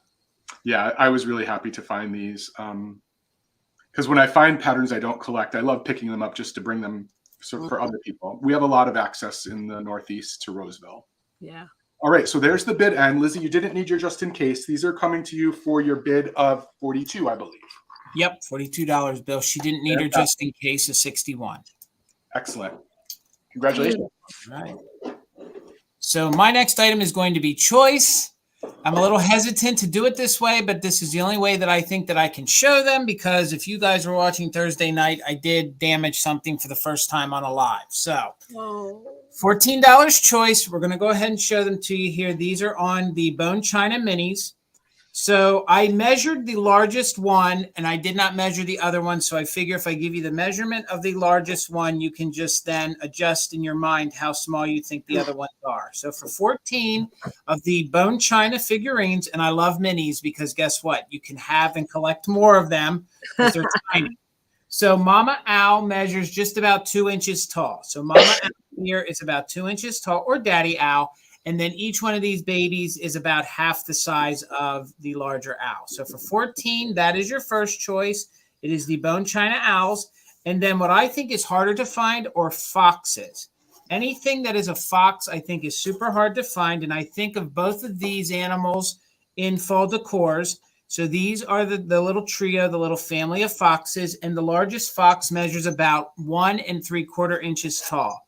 So they are in very good condition. As you can see, there's no damage at all to the little extremities or the small little legs of the mama or father fox. The other little fox is in very good condition as well. And the coloring on these is like a reddish brown and black. So you can sort of see the reddish brown there on the baby. And you're going to get the whole set. So you're bidding right now 14 choice. So you would get the whole fox family, or you're going to get the whole owl family. And 2 of the owls repeat. I don't know if somebody had 2 sets and married them together, but this is how I found it. So you have 2 of the owls doing the same thing. And then this little guy here, he's sitting very tall and proud. And then you have mother or father owl there. And you can see the bottom. They are the quintessential Bone China. Great to tuck into your fall decor. Great to put in a wildlife display. These would make great, gifts for somebody who had a cabin or has some sort of a wilderness theme going on, or if they have a hunting theme, these foxes might look really great in that. These make great stocking stuffers for the upcoming holiday. Again, these are the Bone China. They are not the Hagen, I guess it's Hagen Renegers, or is it Renecker? I can never say that right. They're not the Hagens, but they are the Bone China ones. They're twins, Julie says. Your owls. They are twins. Exactly. So Lizzie, I see you're 14. Thank you so much. So we're looking for 15 or more. And that is on each family. So you're bidding on either the fox family or the owl family. So we're going to go ahead and count these down. We're going to keep it moving. We have, you're great. You're right. You're right. Both would be great for Halloween. Absolutely. Mix these in with your Halloween decor. And again, usually when you find the animals with the thinner legs, they're usually damaged or repaired, but there's no damage on these. So we'll count. I already started to say we're going to count it down. So let's count it down. Lizzie, you have the high bid at 14. So we're looking for 15 or more. So let's go from 15, 14, 13, 12, 11, 10, 9, 8, 7, 6, 5, 4, 3, 2, 1. Bid end. We're looking for 15 or more, and that is on choice. And of course, high bidder, high winner, whoever wins can take 1 or 2. All right, Lizzie, I see you're just in case of 21. And then I'm seeing antiques for you in at 15. So we'll highlight that in at 15. And there's the bid end. If I can highlight that properly, there's the bid end. So, Lizzie, you have first choice at 16.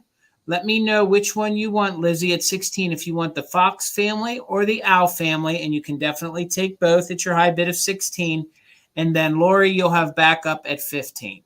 So, Lizzie, let me know if you want the Fox or the Owl family, and that would be at high bid of 6. All right, they're both yours. 16. I'll sit them down very gingerly, and then we're going to go ahead and get you over here, Sherry. There we go. Okay.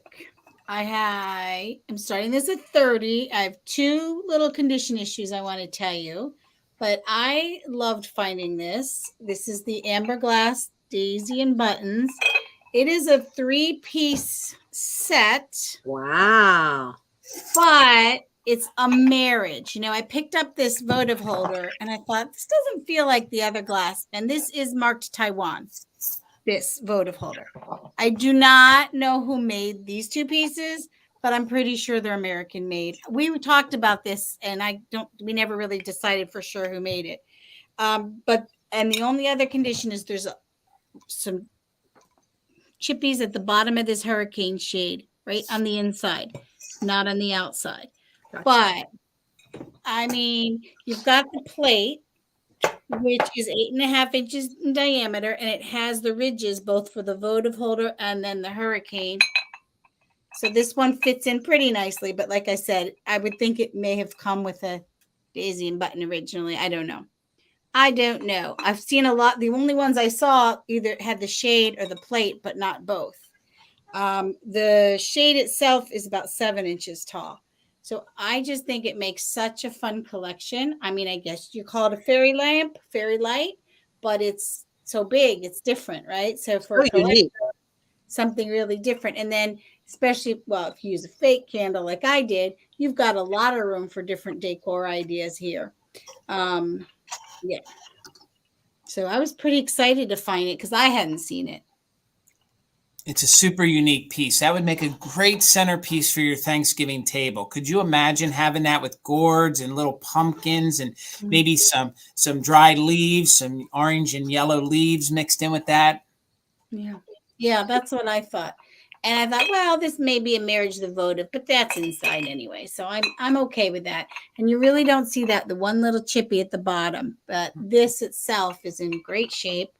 It's got my fingerprints on it. That comes free. I mean, the plate itself has use too. If you wanted to use it for other things. I mean, it does have the ridges.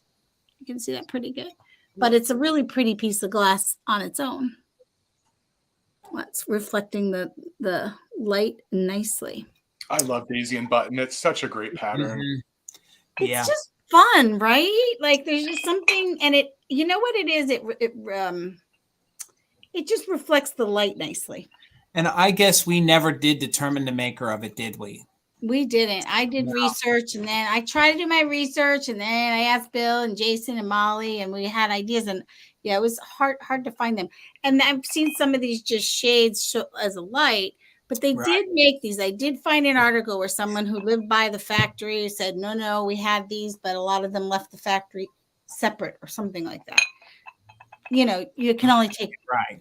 If I don't find it in a book, I don't trust it completely, Right. Because then it's just speculation at that point. Yeah. Harry, I see you in at 30. Thank you so much. Well, Dawn, you're right. Pine cones around that. Oh, yeah. I feel like fantastic plastic would be pretty amazing because it would be true to the era too. This is true. This Like, is true. you know that when this was made, nobody was putting real foliage around. It was a plastic flower ring. That's what went around it. But you also can put, like, I love just cutting greens outside. Like, it doesn't even not necessarily pine trees, but just and it brings that little bit in. So yeah. So I was happy to find it. I love when I find something. Not that I've seen everything, but I've been around. We have so much to show you. I see Harry's in at 30. If anybody else is interested, now is the time to throw your bid in. And Harry, you might want to use it just in case, just to kind of secure that bid. It looks like you're the only one in, but you don't know till we start counting down, right? So I will start at 20, 19, 18, 17, 16, 15, 14, 13, 12, 11, 10, 9, 8, 7, 6, 5, 4, 3, 2, 1. Looking for the bid end from Deanna. Deanna, right? Northwest Sunshine. Yep. Harry, I see you just in case of 50. Dun, dun, dun. And there's the bid end. So you did not need your just in case. Thank you so much. Coming to you for 30. Thank you. All right. Enjoy. Okay. I have settled down. I am in my zone. We're going to go with this. I'm going to start this at 42, Jason. Gotcha. I always feel like fall is the time when I like to redesign my house. I'm going to sit it over here. And I swap stuff out. I move furniture around to anticipate the upcoming holiday. So I have this fabulous antique frame. Let's start with its size. It is 14 by 6. As you can see from the glare, it does have the glass in it. I could take the glass out if you wanted, and that would make it ship a lot cheaper because it is 14 by 16. But it is a fabulous old piece, you guys. It is gilded. It's in lovely condition. It is old and does show its age on the back. It's literally holding this piece of wood in with these nails. Like, how many times do you see those old frames? That's literally all it is that's holding it in there. It has the 2 little eye hooks that they've just run string on to hang. And I see a lot of people take the glass out of these and just hang the frames on their walkways as you go up the stairs to your second floor. And it is a stunning way to display these old frames. So it's why I'm starting it at 42. It is a very old piece. And again, it's one of those aha, I just love kind of moments. It does have a little bit of wear, as you can see here on the corners. Most old frames do. For whatever reason, they just get bumped and probably fall off the wall with all the kids that probably ran through the house. I like seeing these in the gallery walls when people take the glass and the backing out and then put like a smaller round or oval framed print on the inside in another beautiful frame. I just think that layering looks so cool. Right. And this is, it's got a view. The view area here is 3 inches. So it's deep. So the other thing you could do, like seriously, if you wanted to, you could set this on the center of your table and you could decorate the inside of it and just leave it flat on as a flat surface. But hands down, I really think that this needs a home. Oh my Lord. I was just going to say that, Molly. Say that, what, Jason?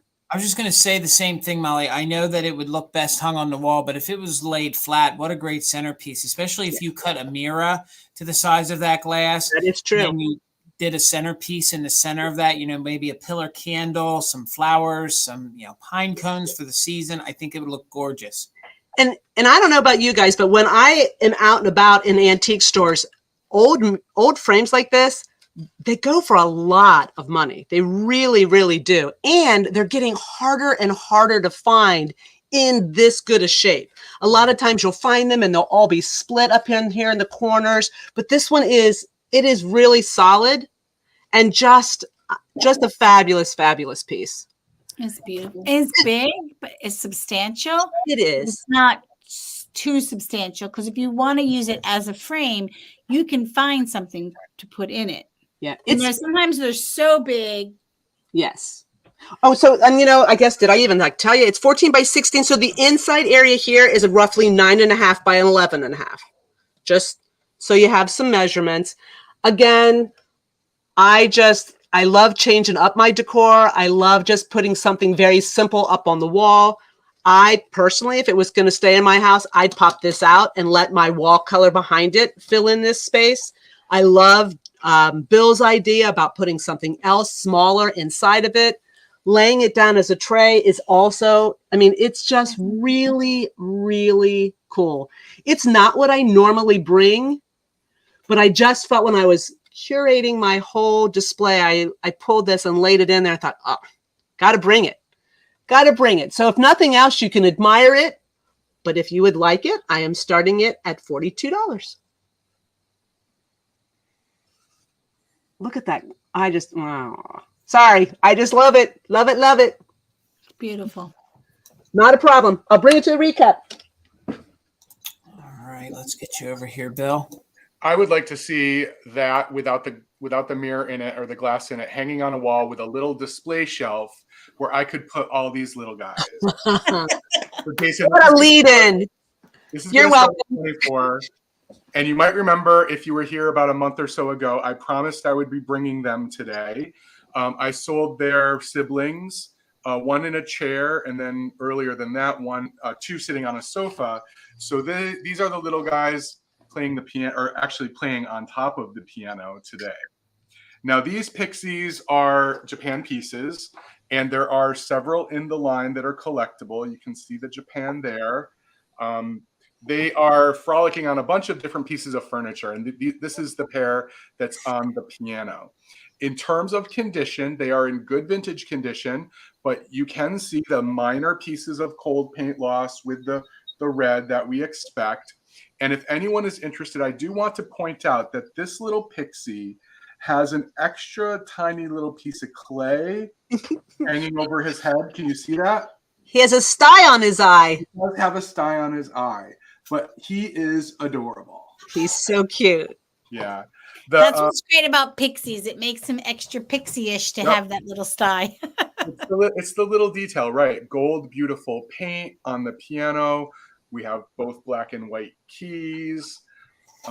That's the view from the back. And again, you can see some of the cold paint loss.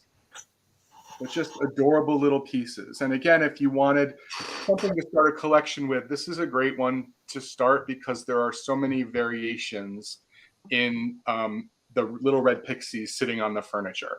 And actually, I've seen black ones as well sitting on the furniture. Nice. Black suited and black hats as well. But just so cute.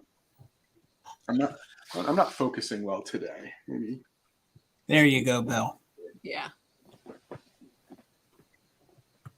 Yeah, I think cute too. That's a good way to sum it up. Just so adorable. In terms of the size, it is 3 inches tall and 2.5 inches from side to side.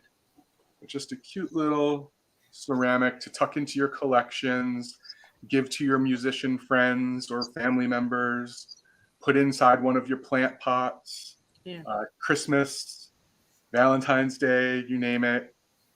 That would be really, it's cute year round, but that's the kind of fun little addition to a Valentine's display that's so unexpected. It's adorable. Yeah, especially with the gold detail. And the other thing I would say is when I'm out and about looking for things, very few people are willing to get rid of their pixies. You can find all kinds of Christmas stuff, but then you go to look at their nope, not those pixies. So the fact that Bill offers these as often as he does tells me, one, Bill has a lot of pixies, and two, this is the way to snag them because they are difficult to find and have people just let go of them. And what I love about these are your real little pixies. They're girthy, they're chubby. These are the ones that I can relate to because I'm not the skinny, some of these skinny pixies all snooted, nosed up, like these little skinny little guys thinking they're all that. No, I love these little gnomes because they fit in your gnome decor and they also fit in your pixie decor. So yeah, this one definitely sporting a little belly. Yeah. So nice French fries. I appreciate that too. Snooty, All right, not a high-end little. problem.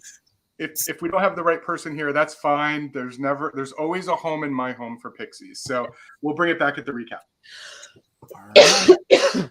I'm going to stick with choice. So I'm going to have choice again, and it's going to be on some Mexican pottery, on some Mexico pottery. So hopefully, the folks are appreciating it. This one is definitely Tanala. It is signed. I will show you where it is signed. It is on this bowl or this plate. It is a 9-inch diameter, and it is of these cranes, and you can see that it is textured, so there is some dimension to it. It is marked Mexico here on the back, as you can see, and it does have the 2 holes right here, so it can be hung on the wall. So this is just a gorgeous, Mexico pottery. I think it would look great, especially with the fall colors. The cranes, I think, are amazing. It's reading black, but there are blue details in here, like a cobalt blue that goes all the way around. It would marry with that owl that I showed you. There's absolutely no damage at all to the plate, as you can see. So this would look great in a plate rack. It would look great hung on the wall. If you guys know those folks that, like a nautical theme, these cranes would look great in that theme. So that's your first choice. And I've noticed that there's a lot of bunny lovers in the community. So Bunny, are you still here?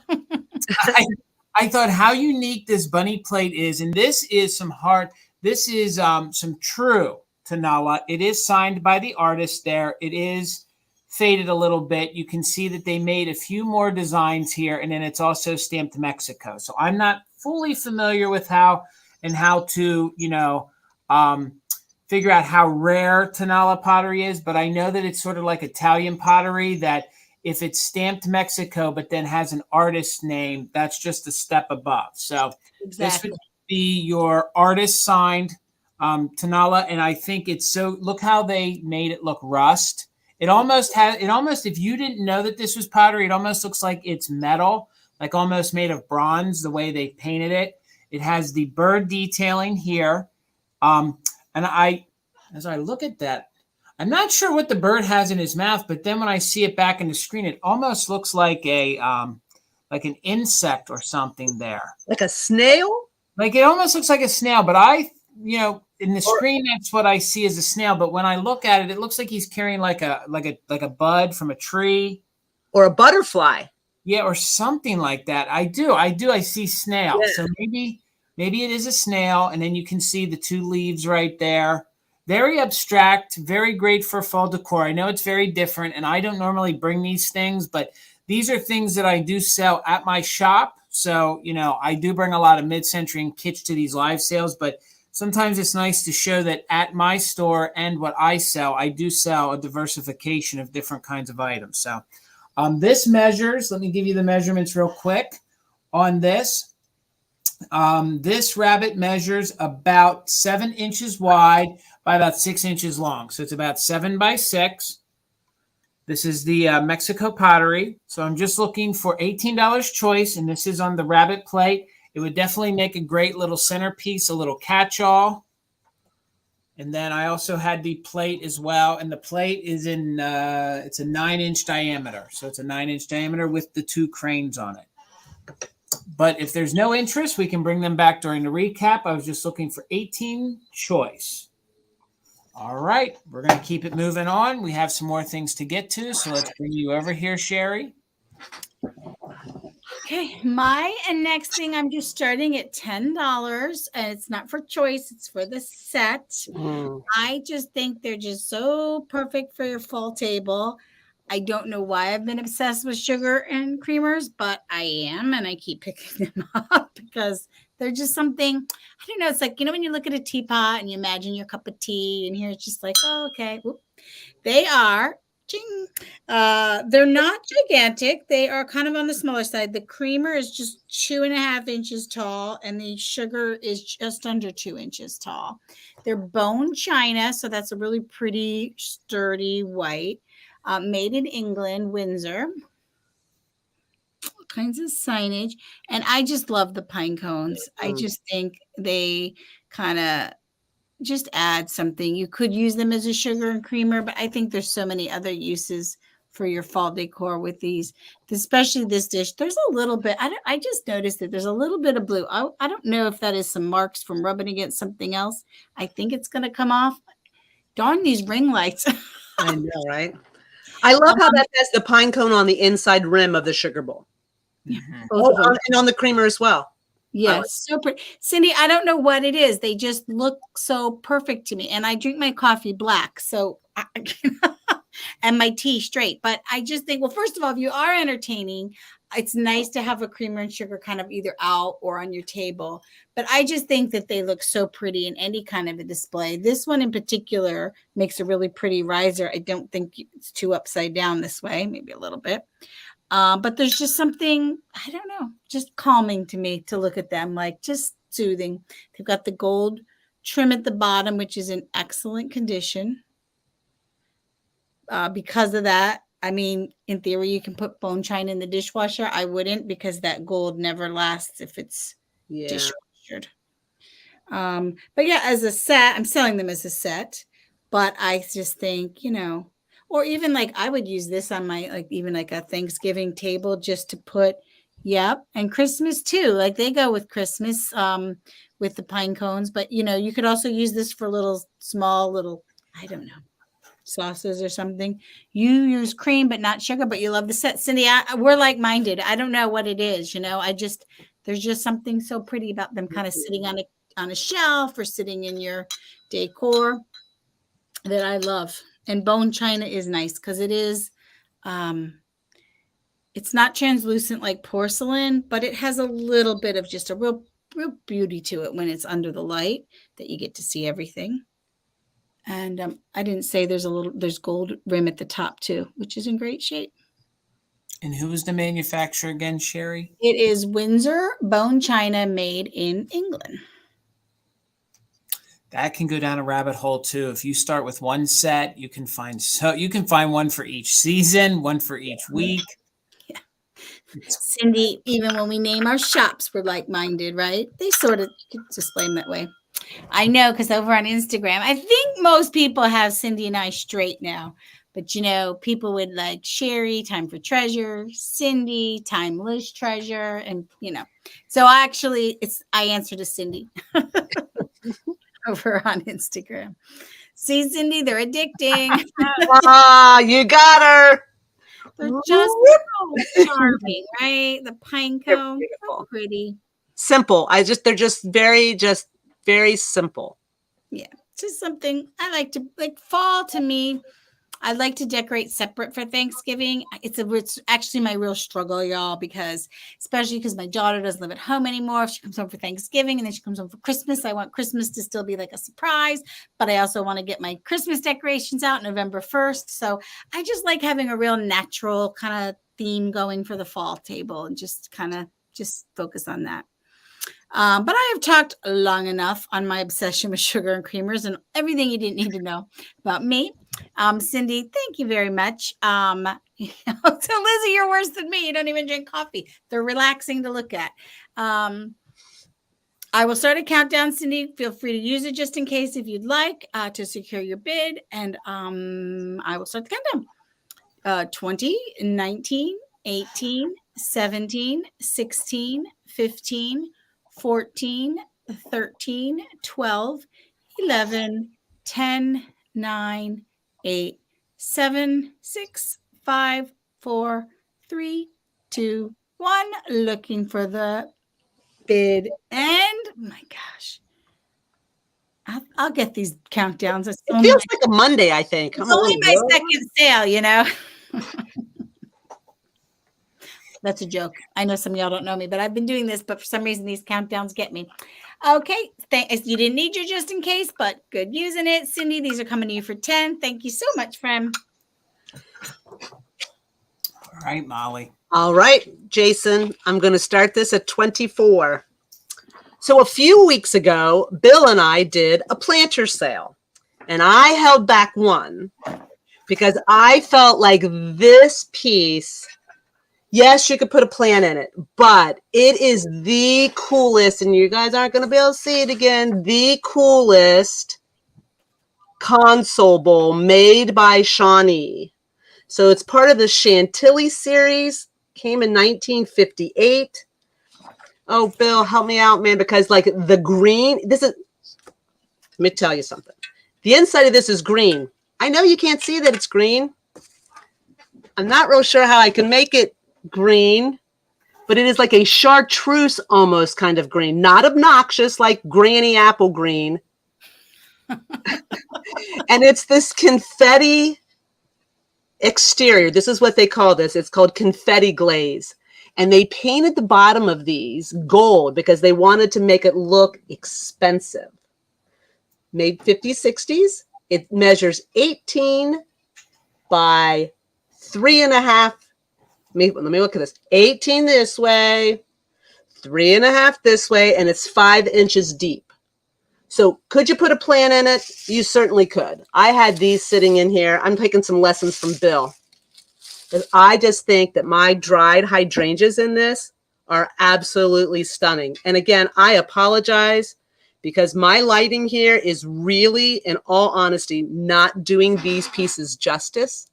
And so I'm going to tell you that I will put these up on my Instagram if they don't sell so that you guys can get a better look at what they are, because this is it's a fabulous piece. It just really is. There are no condition issues on this piece. It is marked Shawnee on the bottom. It's really clean on the inside, right? It is super. It's really green on the inside. But it's clean, right? Like there's not any. Yeah, there. Oh, now we can see it nicely. Because when the planters are this clean, like, see, I would even use that to put like food in. Like, I would too. Like crackers or bread, or because it's like it's just a gorgeous piece. And this like more plants.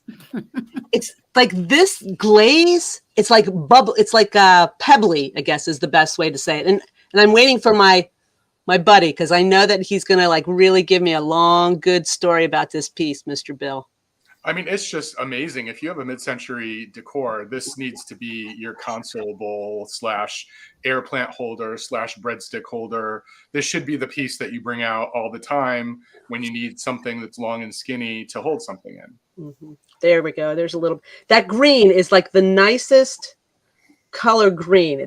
It's really refreshing, I guess is the best way to describe it. If you're going to describe a color. Super clean, nice smooth glaze, 24 starting, no condition issues. And the thing about mid-century modern is if you have all MCM, that's awesome. And I want to see your house. But because it's clean lines, it fits with really any decor. Like you don't need an MCM home to have an MCM piece because of the clean lines. It's 18 inches, so it's a nice long piece. And the nice thing about it is because it is thin, like it doesn't take up a lot of table space. Like I would sit this in the middle of my coffee table and might just. Can you explain the outside color again? Yeah. So the outside color is, it's like a very dark green base. And then the pebble is like a lighter green. Hold it up really close like that again. Mm-hmm. And then down a little bit. Pretty. And then tip it so we can see, maybe we can see the inside now again. Ooh, yeah. So that green that you see on the inside is pretty much what this little pebbly stuff color, the green is. And then it's got a darker base behind it. And that's not a crack. That is a shadow from however I am holding it. Let me look at it just to make sure. Because there are no condition issues with this piece. It is pretty fabulous. But like we say, you know what? The person that needs this isn't here maybe tonight, and that's okay. I will find that person. And when they get this piece, they will be super, super happy because it's pretty fun. Yeah. Let's move it along, though. We have more things. All right. Get you over here, Okay, Bill. Jason, we're going to start at $45. And many of you have heard this before, but I grew up on a farm. And one thing we did in the fall was make our own jams and jellies. So I thought it appropriate to bring a jam and jelly piece of quote unquote pixieware. Pixieware is a term used specifically for Holt Howard pieces of this kind, but this is not a Holt Howard, thus the price. This is a Devar piece, which was a contemporary of Holt Howard. but this is a Devar 1959 piece of Pixieware. And if you're familiar with this, this kind of container, of condiment container, oftentimes it's difficult to find these with the spoons that have never been repaired or that are actually present. This one is in great condition. So again, this is not made by Holt Howard. This is made by Devar. And there are two ways, if you don't know, to distinguish between the real Holt Howard Pixieware and sort of the quote unquote Pixieware that Devar made. Pixieware that was made by Holt Howard don't have arms. They're just a container without arms. And interestingly enough, the Pixieware made by Holt Howard have the stripes going up and down, where Devar has the stripes going horizontally. So in a pinch in an antique store, if you're not able to see into a case, or it takes forever to get somebody to open the case for you, you can tell if it's Holt Howard or Devar just by those two features. And that's only for the Pixieware. There are other sorts of heads that are made, but these little pixie heads, those are the two distinguishing features. But Jam and Jelly is written right on here, really nice cursive handwriting, these gorgeous purple lines all the way across. And again, in such good condition. No chips, no cracks, a little bit of crazing as we might expect. He's got a face on him. Whatever that face is saying, I'm not entirely sure. But the big deal here is the spoon is in great condition. It's never been chipped, cracked, repaired, and it's actually there. So many times for me, I don't know about other people, when I see a piece of Pixieware, I get it out, I carefully open it, and then there's nothing underneath the head. It's just it's like repaired so that it's so, yeah. Can I just say, and I gotta say this, but I'm a huge Holt Howard fan. I really like the arms. I think it makes it funner. Mm-hmm. Yeah, I think all of these companies that started competing with Holt Howard, or not competing, but trying to make products that would be accessible to more people, did try to find distinguishing features. That's why one of the big Christmas competitors for Holt Howard is Commodore. And once you learn the small things that are different between Commodore Christmas and Holt Howard Christmas, you can actually see that there was thought behind the designs, that they were really trying to distinguish themselves from each other. But this line of quote unquote Pixieware, because it's technically not called Pixieware, is featured in the Holt Howard catalog. So Harry the Hound Dog, thanks for your bid of 45. I'm going to go ahead and move it forward. We have a lot. Yeah, I see the mustard one seems to be broken so frequently, Cindy. There's one that I keep looking at a store that I go to frequently, and I keep forgetting that the spoon is broken in it, but I get that. I feel like mustard was used more back in the day. That's just my general, Yeah, I think that's true. And maybe my kids too, like, at the table, and that's just my own, because the mustard is often. It's so hard to imagine it, though, because today we would never use anything like this. We would put this behind glass, right? Don't touch it. It's hard for me to imagine setting the dinner table and taking like my mayonnaise and putting it in my mayonnaise jar, and then the mustard and putting it in, putting it back in again. Like, I'm sorry, I'm tacky. I just put that bottle right out. Here's the bottle. A lot of folks that collect these say the damage came from whatever the condiment was. So, like, for example, the jams would break because the jam was a thicker condiment, depending what it was. So I'm assuming, I don't know, I guess mustard is a little thicker than ketchup maybe? Or well, when it's cold, remember, you have to keep your condiments safe. And when they get cold, they get harder. Interesting. So Lori's in at 55. I'm going to go ahead and start a countdown. So now's a good time to put in your best bids or your just in cases. We still have 3 more rounds after this. So we have 2 more after Jason. So I'm going to go ahead and start the countdown. 20, 19, 18, 17, 16, 15, 14, 13, 12, 11, 10, 9, 8, 7, 6, 5, 4, 3, 2, 1. Bid end.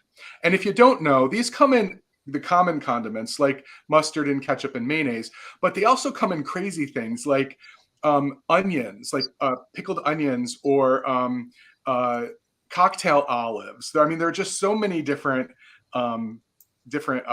versions out there. Okay, so there is the bid end. Thank you, Deanna. So Antiques for You had a just in case of 85. Lisa came in with a just in case of 90. So Lisa, this is yours for $86. Thanks so much. I hope you enjoy it. Nice fitting, guys. All right. So cute. My next item, and every time I see a live seller do this, I think I'm not going to do it, but I have to give a disclaimer. My next item is going to start at $125. This is on a harder to find piece of glass. I'm starting it at a fraction of what it sells for. So hopefully out of 85 folks in the room, somebody else enjoys Blanco glass, because I'm starting this Blanco decanter at $125 if there's any interest. It's in very good condition. It is Blanco glass, and the artist is Joel Myers, who created this design. So first of all, I'll start with the topper. It has its original topper. It has that controlled bubble, as you guys can see right there in the top.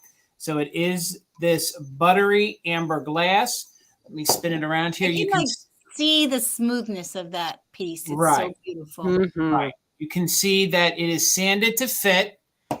This measures, let me give you the measurements. So the decanter with the stopper in measures 13 by 1/4 inches. And then at the widest point, it's almost 7 inches wide. So I've seen this described as flame, as fire. I just call it mid-century flower or mid-century stamp almost. You can see that it has these almost impressions of like this very mod kind of flower. The decanter is in very good condition. You can see that there's no staining to it. You can see the pontil mark, which is polished.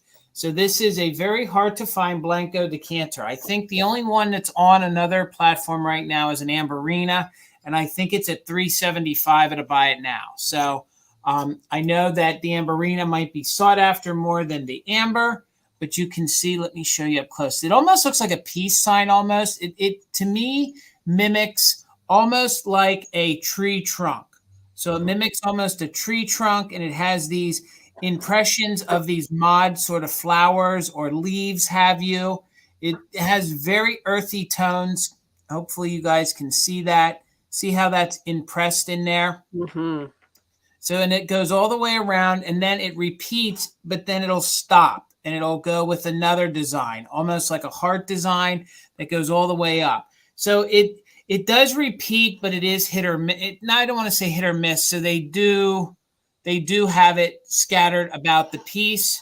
That's the way the other one is. If you guys know how Blanco glass is, it is very creamy, very, very smooth, gorgeous piece of glass. This is a very hard to find mid-century decanter made by Blanco, and it does have its stopper, as you can see, and it does fit properly with the controlled bubble.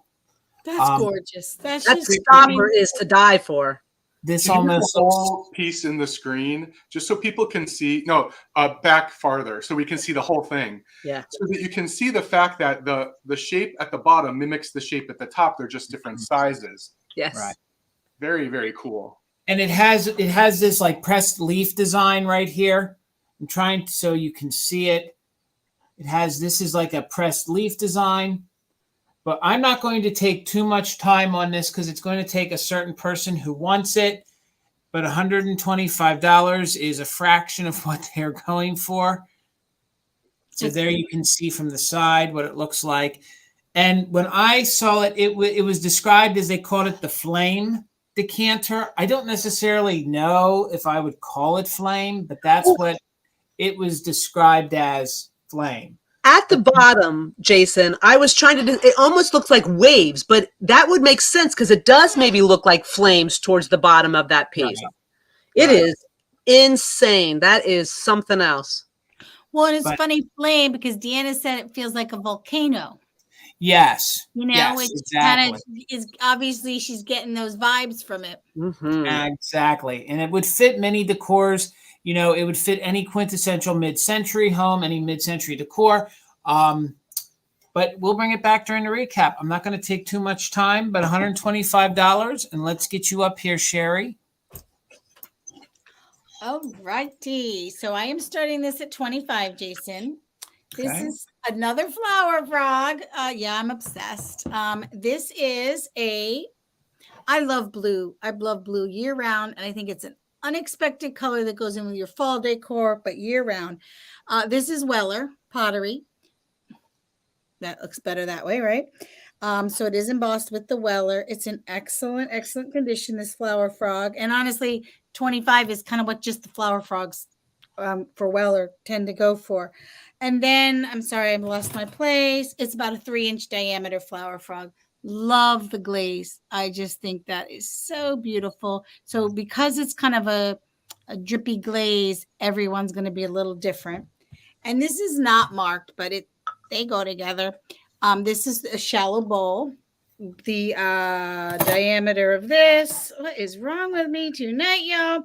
This is about 8.5-inch diameter, and it is in excellent condition. It's got the 3 little feet, and so you can use this, set it inside, and do your some kind of an arrangement. Would be great for that, but you can also just separate them. You know, I'm keeping them together because you don't find them together very often. But just this bowl itself is a beautiful piece of pottery with a really beautiful glaze, super clean. I personally think it would just, you know, I'm not sure if I was keeping these, if I would use it as a flower frog or kind of put this with my flower frogs and kind of keep this with my bowls. You do whatever you want with it, but just really pretty. And blue, I'm telling you, it's unexpected. If you fill this like with some little mini pumpkins or pine cones, you don't think blue is a fall color, but it just, I love kind of that unexpectedness, but it really goes. Lizzie, I see it 25. Thank you. So yeah, they're really in great condition. It's just got a timeless look, Sherry. It's very marble. Looks like very marble or granite almost. I mean, I hope I'm doing it justice. That's how it's reading. No, it is. That's a great way to describe it. It's a great way to describe it. Super pretty. And yeah, I have blue, like I make blue pumpkins. I think blue is a fun little unexpected. And then it's also, I think it's year round, but I also think pottery is year round. So I might be slightly biased, but I kind of think this is always good. I don't know, like some of these flower frogs, if you do the ikebana, the Japanese arrangement with 1 or 2 pieces, then it's really beautiful. I guess you could use it with, I don't know, like some of your fall branches or something. Anyone else can chime in how you would use it. I find these personally really hard to use as a flower frog when it's this shallow, but maybe I'm just not that good. But I think it's pretty on its own. Or put something around it. Actually, I changed my mind. Put something around it, have something coming and up then, out. and give it some height in the middle for sure. Yeah. But Lizzie, I see it 25. I appreciate it. I'm going to hold these separate because I don't want to pull Jason. No, that was not fun. You know what? I should not make fun of you because every time I make fun of Jason, it comes back. Like I'll make fun of him for messing up the countdown. I mess up. I tease him for breaking something. I'm going to break something. So zip a lip. My apologies, Jason. So Lizzie, I appreciate your bid at 25. You might want to throw a just in case anybody else is in. It is Weller. It is stamped Weller on the flower frog. And so I will start a countdown. 25. No, we're at 25. I did it, Jason, because I made fun of you. 20, 19, 18, 17, 16, 15. It's Weller. Oh my God, 14, 13, 12, 11, 10, 9, 8, 7, 6, 5, 4, 3, 2, 1. Looking for the bid end from Northwest Sunshine, Deanna. That's a great idea. Silver and blue Christmas. Is that what you're saying? Yeah, it's really an unexpected kind of color that it's really pretty. I see you just in case of 31, Lizzie. You didn't need it. This set is coming to you for 25. Thank you so much. All right, Jason, I'm going to start at 24. All right. So last weekend, it was a little chilly here in Pennsylvania, and I took that as the time to start making soup and casseroles. And I thought, what better way to do that than to bring a piece of Pyrex, but it is a really nice acorn. It is the golden acorn. It's the 575B, the 2 quart. It is a very light yellow in color with the gold leaf design. And what's better about this piece is that it actually has the lid. So a lot of times you'll find the dish, not a problem. Or you'll find the lid, not a problem. But you won't find the two pieces together. So I actually was lucky enough to find the two pieces together. It is in very nice condition. The only thing I would tell you is that it has a little funky kind, and you can see it there. There's just some discoloration on the four corners. Molly, And you have to get it really close to the really close to the camera so you can get rid of that. You can get rid of the backlight, the light that's there we go. There we go. Like so close you think it's obnoxious, but it's not. We love it. Well, the problem is my camera is super high too. So never again. You workout, girl. Y'all won't see me out here in this space ever again.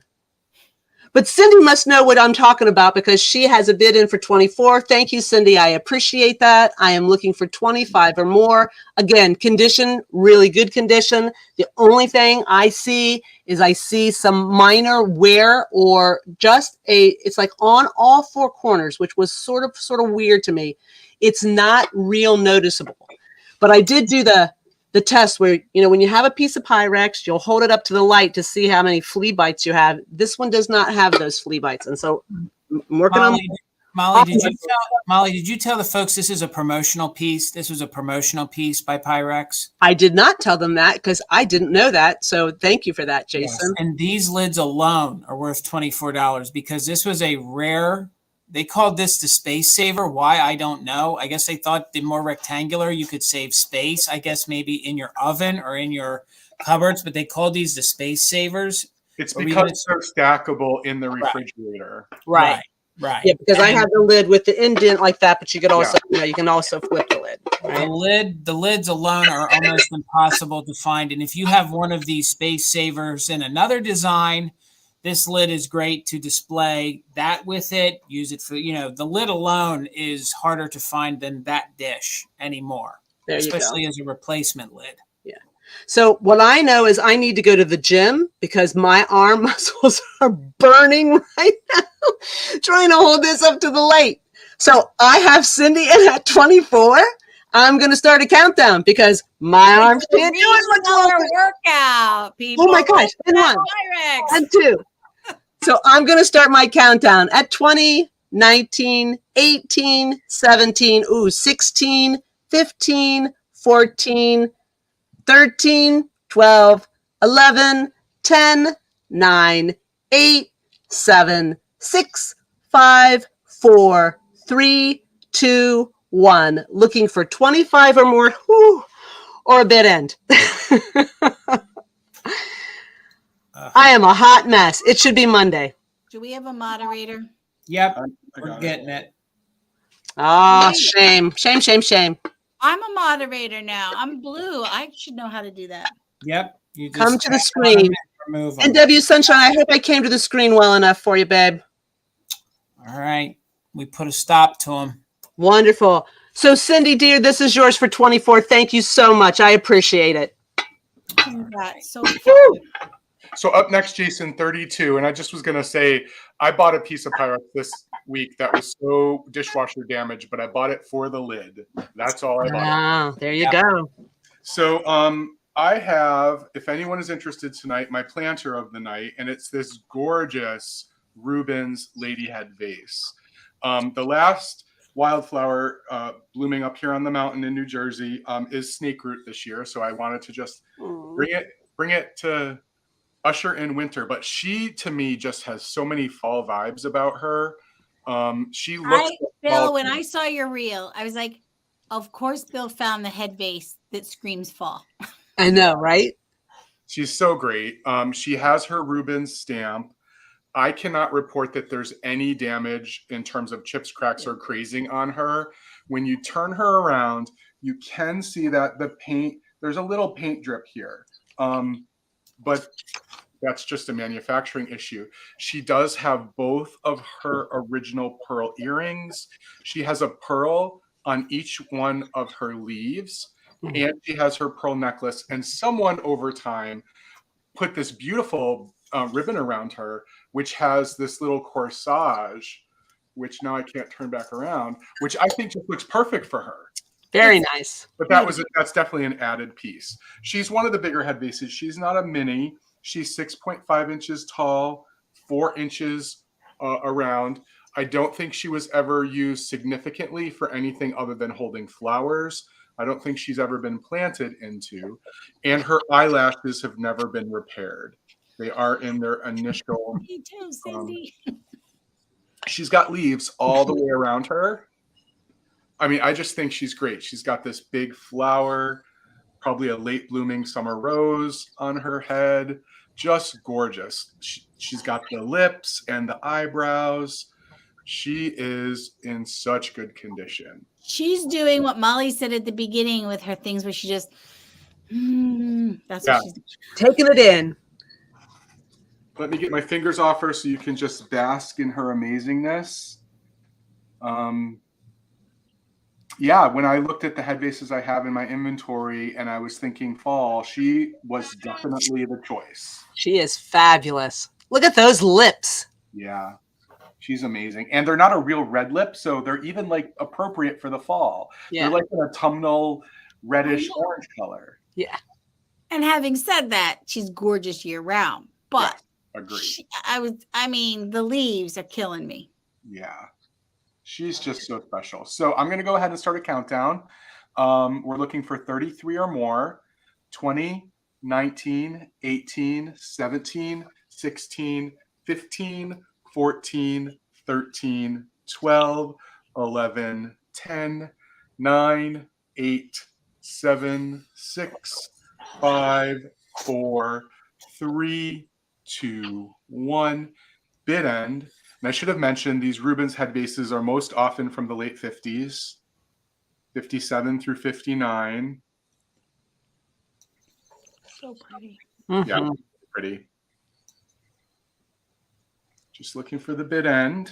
There it is. Thank you so much, Deanna. Lizzie, this is yours for 32. Thanks so much. There it is. All right. Congrats. And thank you for saving me.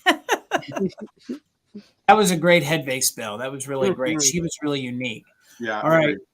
My next item is going to be starting at $16, and this is my last hurrah for anything Halloween. So I said that last week. So this is my last hurrah. Hello. So then this is my first choice for 16. It is on this Hobbyist. This is a little jack-o'-lantern. It is made of ceramic. You can see that I have one of those faux little lights in there. Flickers so cute. Very good condition, no damage at all, but this one is definitely a hobbyist piece. So $16, and this little pumpkin, I love how they have the upside down heart as its nose. So sweet. So this one measures 5.5 inches tall, 5.5 inches tall, no major crazy, no major damage. Here, let me take the lid off and take the light out so that I can show you guys the inside. There's the inside, and there's the bottom. So this is your first choice of my Halloween, the last go round for 16. Now this next one is my favorite for a couple reasons. I feel like this is Bartlett Collins. My grandmother actually had one of these, and that's why I had this for a while. It reminded me of her. This is one of those, now you can tell it was burnt. This has a candle in it. This is like one of those patio lights. It has that kind of look. Remember, they had them on all the tables back in the 1960s, 70s, and 80s. You couldn't go into a restaurant that didn't have this style of light sitting on the table. So That's a good memory. Thanks, Jason. the goblin, the decal, this is actually fired on. So this is fired onto this. And this gives me remnants of Bartlett Collins. So Bartlett Collins made a lot of things like this. We'll get rid of that too. Boy, it must be a night here. The lag and the bots are in here. So this is your second choice. This measures about 4.5 inches tall. But I think the big selling point on this is it has its original sticker on the bottom for 79 cents with, if I can get it to focus, it is Hobgoblin light. See if I can get this to focus on that on here. And it has the owl on it with the pumpkin, and it has the fence post there. There you guys can see. It's a Will and Drummer candle, and it's the Lizzie, that's hysterical. Oh my goodness. What did I miss? What did Lizzie said, Our sale, you get a pumpkin and apparently a date. Yes, offer it all, absolutely. y'all. All available here. Exactly. So Lizzie, I thank you. I see you're 16 and the candle was burnt. So there is just a little bit of residue, but I don't think it was burnt that many times. So it's in very good condition.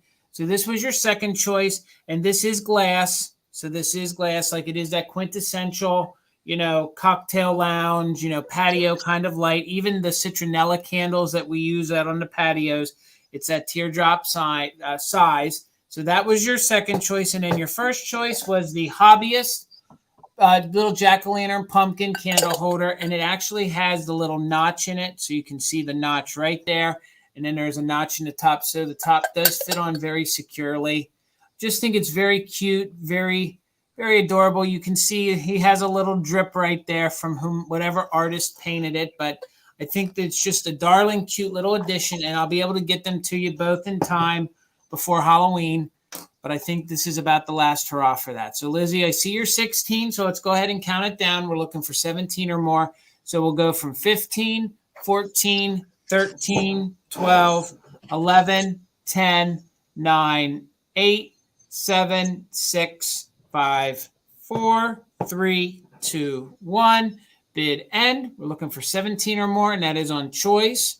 On technically both of the pumpkin candles, and I need a hand free here so I can go ahead and show your choices again. And we're just waiting on the bid end. And Lizzie, I see you're just in case of 22. Thank you so much. And that was your second choice. And then this one is your first choice. And there is our bid end. Thank you so much. So Lizzie, let me know if you want the candle holder or if you want the candle. So we'll just call this one candle, that one candle holder, and you can definitely take both if you want both, and you'd have choice at 16. So candle and candle holder. And I'll just watch okay, Lizzie, they're both yours. Good choice, Lizzie. Thank you so much. Okay, thanks for joining, everyone. Jen, I'm sorry about the job thing, but I'm glad you made it.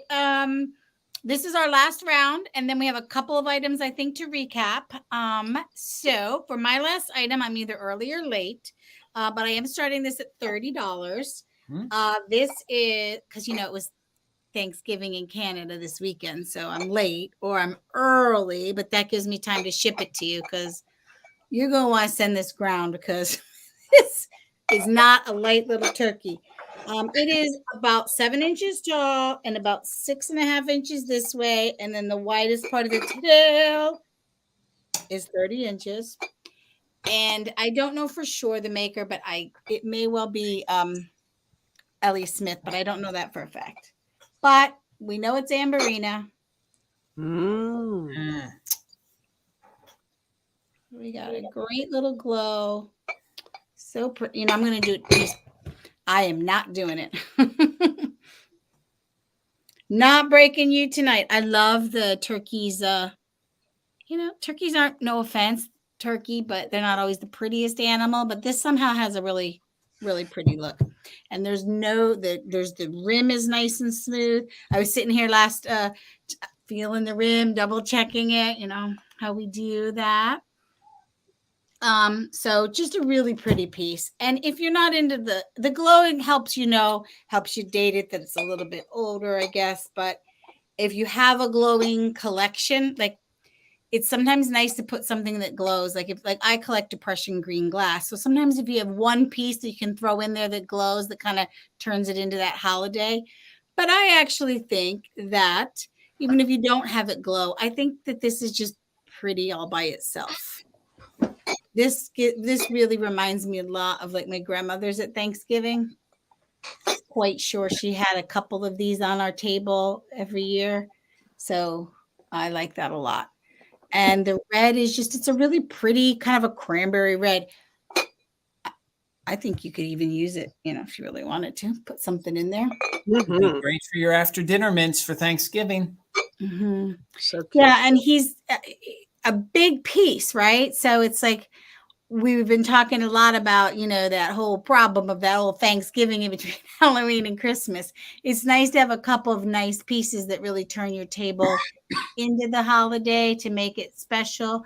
because even though I love decorating for Halloween and Christmas, Thanksgiving, I think, is like one of my favorite holidays because it's not super commercial. I know I shouldn't be saying that, but it's true.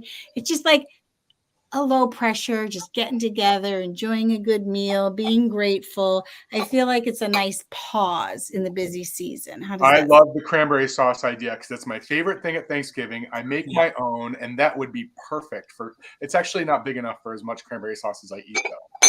Wow. Yeah, Learn something new every day. Bill, can we get on that list? Can we be the friends that get some cranberry sauce if you make it?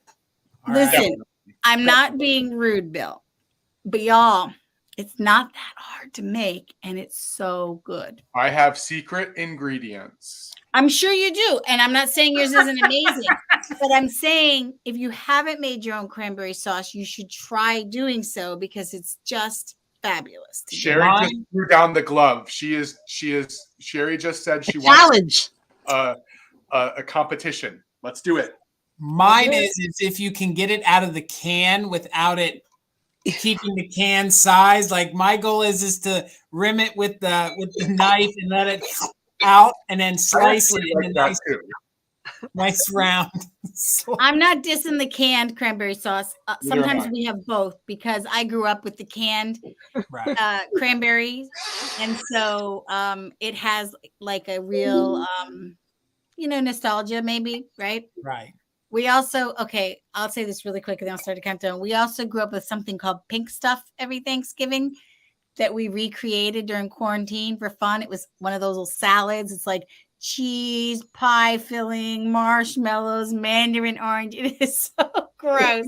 And nobody would eat it, except for me and my sisters as like nostalgia. And then we're like, and my nephew was just talking about, he's like, that was a dessert, right? We're like, no, that was our salad. That was the good old days. Oh boy. And I thought I had it bad in Ohio. $30. I see you, Harry. We're looking for 31 or more. You might want to throw it just in case in. It's in beautiful condition. And we do have a bit of a lag. I will start the countdown, looking for 31 or more. 20, 19, 18, 17, 16, 15, 14, 13, 12, 11, 10, 9, 8, 7, 6, 5, 4, 3, 2, and 1. Looking for the bid and a vintage cranberry sauce cook-off. Right here, we do it as close to our sale on Thanksgiving as possible. That's so funny. I will gladly host that. I hear you, Jason. Okay, Deanna, thank you so much. Thanks for your just in case, Harry. You didn't need it. This is coming to you for 30. Thank you so much. So a couple things. This is my last item, and I'm going to just ask my friends, the treasure hunters, after I do this item, guys, I'm going to step out because I really do need to get to that meeting. We have someone who bought property near us who wants to build 3 new houses, and my husband's over there fighting it all by himself right now. He'll do a good job, but he needs a little bit of his wife's lip, I think. Anyhow, Sherry was talking about blue. I have this fabulous blue oil lamp, and it's going to show nice and, oh my gosh, maybe it's better if I don't do that. Molly, what's the start price? So sorry, 15. Gotcha. It is a larger oil lamp. It stands 12 inches tall. It's in very nice condition. We did just start burning our fireplace, and Larry and I did just buy a bunch of these, and they actually burn, they will burn olive oil. I've been telling everybody that, which I think is a sort of a neat little bit of information. It is in very nice condition. I was noticing like it looks almost like it has this flower design here on the bottom. It almost looks like almost like a sunflower or a daisy kind of vibe. It is made in Hong Kong. Make sure that's what it says on there. Yep, made in Hong Kong. Again, it is 12 inches tall. It does have the little small controlled bubbles inside this piece here. Lizzie, I see you at 15. Thank you so much. The wick is in there. Shade blue or clear? It is clear. It is all clear blue glass. Wait, but the bottom I can see is blue. Is the hurricane top is a hurricane top blue? This piece, blue or clear? It is blue. Beautiful. So it's all blue. All blue. I can see. It functions very well. You've got your little crank on here. It does have your wick inside of it. Just a really nice piece. Cindy, I see you at 16. I saw your comment about it, so I knew that you were probably, You know, and those Hong Kong ones, you don't find the larger ones that often. So No. that's, to me, I think that's sort of rare. You usually find the teeny tiny, like the this miniature big. ones. Yeah. I have those mini ones too, though. I love those little minis. There's something about them that just like really makes my heart warm. But this is a really nice piece as well. And So I this see is a beautiful glow. These lamps are so pretty. They really have such a nice glow. Like it's a brighter light than a candle, but it's still natural and pretty. it is. So I saw, oh, sorry. I was just going to say, Lizzie, we'll take that as an 18 because we see Cindy back in at 19. Yes, we do. Yeah, we bought a bunch of these, and I do have some more taller ones. So I will keep bringing them to these sales. If you guys are interested in them, I have some in amber. I think we have some clear ones, but they just burn just so warm, and, you know, nice glass of wine, a significant other, and an oil lamp. Just a view. I see you My in cranberry sauce. and cranberry sauce if you want. Just a view. I see you in at 20. I'm going to start a countdown. We're looking for 21 or more. Everyone who was bidding, you might want to throw your just in case in because Cindy's in now at 21. So I'm going to start at 20, 19, 18, 17, 16, 15, 14, 13, 12, 11, 10, 9, 8, 7, 6, 5, 4, 3, 2, 1. Looking for 22 or a bid end. Colette, I agree. I know. Or a dog or a cat. I have a I was cat. going to say, or a cute little pussy cat. Yes. So I see some just the case coming in. So I see just a viewer in was at 22. Then Lizzie came in at 37. Cindy came in at 30. So I believe this is going to go to Lizzie for 31. You are correct, Molly. Lizzie, I'm so happy for you. Thank you so much. I apologize, everyone, for the horrible lighting that I had tonight. If there's anything else that I have that you'd like to see separately, shoot me a note. I'll be more than happy to send you individualized photos. Molly, before you go, when can they see you again? When will you be back? So I am actually going to take this week off. Scott and I have been a little sick, and we're just trying to get our act together. So I will not be back. I'm on Monday at 2:00 with the Vintage Owl, PA, okay. Right? And that'll be over on Instagram. So guys, make sure you're following Two Good Friends Vintage on Instagram, and she will be posting reels and information for that upcoming sale. Yes, thanks. And thanks, guys, for your patience. Tomorrow's a better day. Well, good luck, Molly. Good luck thanks, with guys. Take care. Yep. Okay, Jason, I have choice at 13. And the first choice is this set of Gobel deer. Again, we talked about the fact that these woodland animals are reminding us of fall. But I love these for fall because if you look closely at their ears look like they have leaf veining in them. And I think they're just adorable. They're 2.5 inches tall. And as I said, they are Gobel. They're not salt and pepper shakers. They're figurines, but they are marked on the bottom. And they look so sweet together, so they're staying together. So they're the first choice at 13.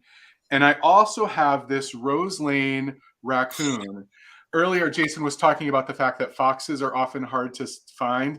I hardly ever see raccoons. And this is a real Rose Lane. It's actually marked Rose Lane on the bottom, Rose Lane USA on the bottom. And if you're not familiar with these are flocked. So this is a furry little critter with the amber bejeweled eyes. Everything I'm showing you right now is in great condition, no chips or cracks. The Gobel deer do have a little bit of crazing on them. That Gobel crazing, if you're familiar with it, they tend to be longer craze lines, but very beautiful. Yeah, sort of looks like Rocky the Raccoon. I agree. And they are 4 inches tall. So let me show you everything together. My woodland creatures for the fall. They look great together too because the color of the deer are reflected in the eyes of the raccoon. But again, raccoon, not for me, not an easy find. So really happy to find them. And again, there are lots of other flocked. Joseph's makes some flocked animals. And then there are some from other manufacturers, but this one is actually marked Roselane, so we know it is an actual Roselane piece. So Goebel and Roselane, two great ceramic companies here. So I see some people bidding. That's great. Thanks so much. We're looking for 16 or more right now on choice. The deer are coming as a set.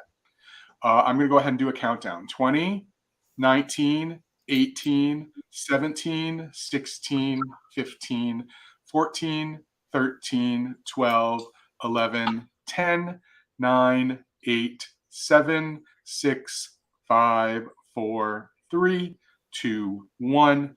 Bid end.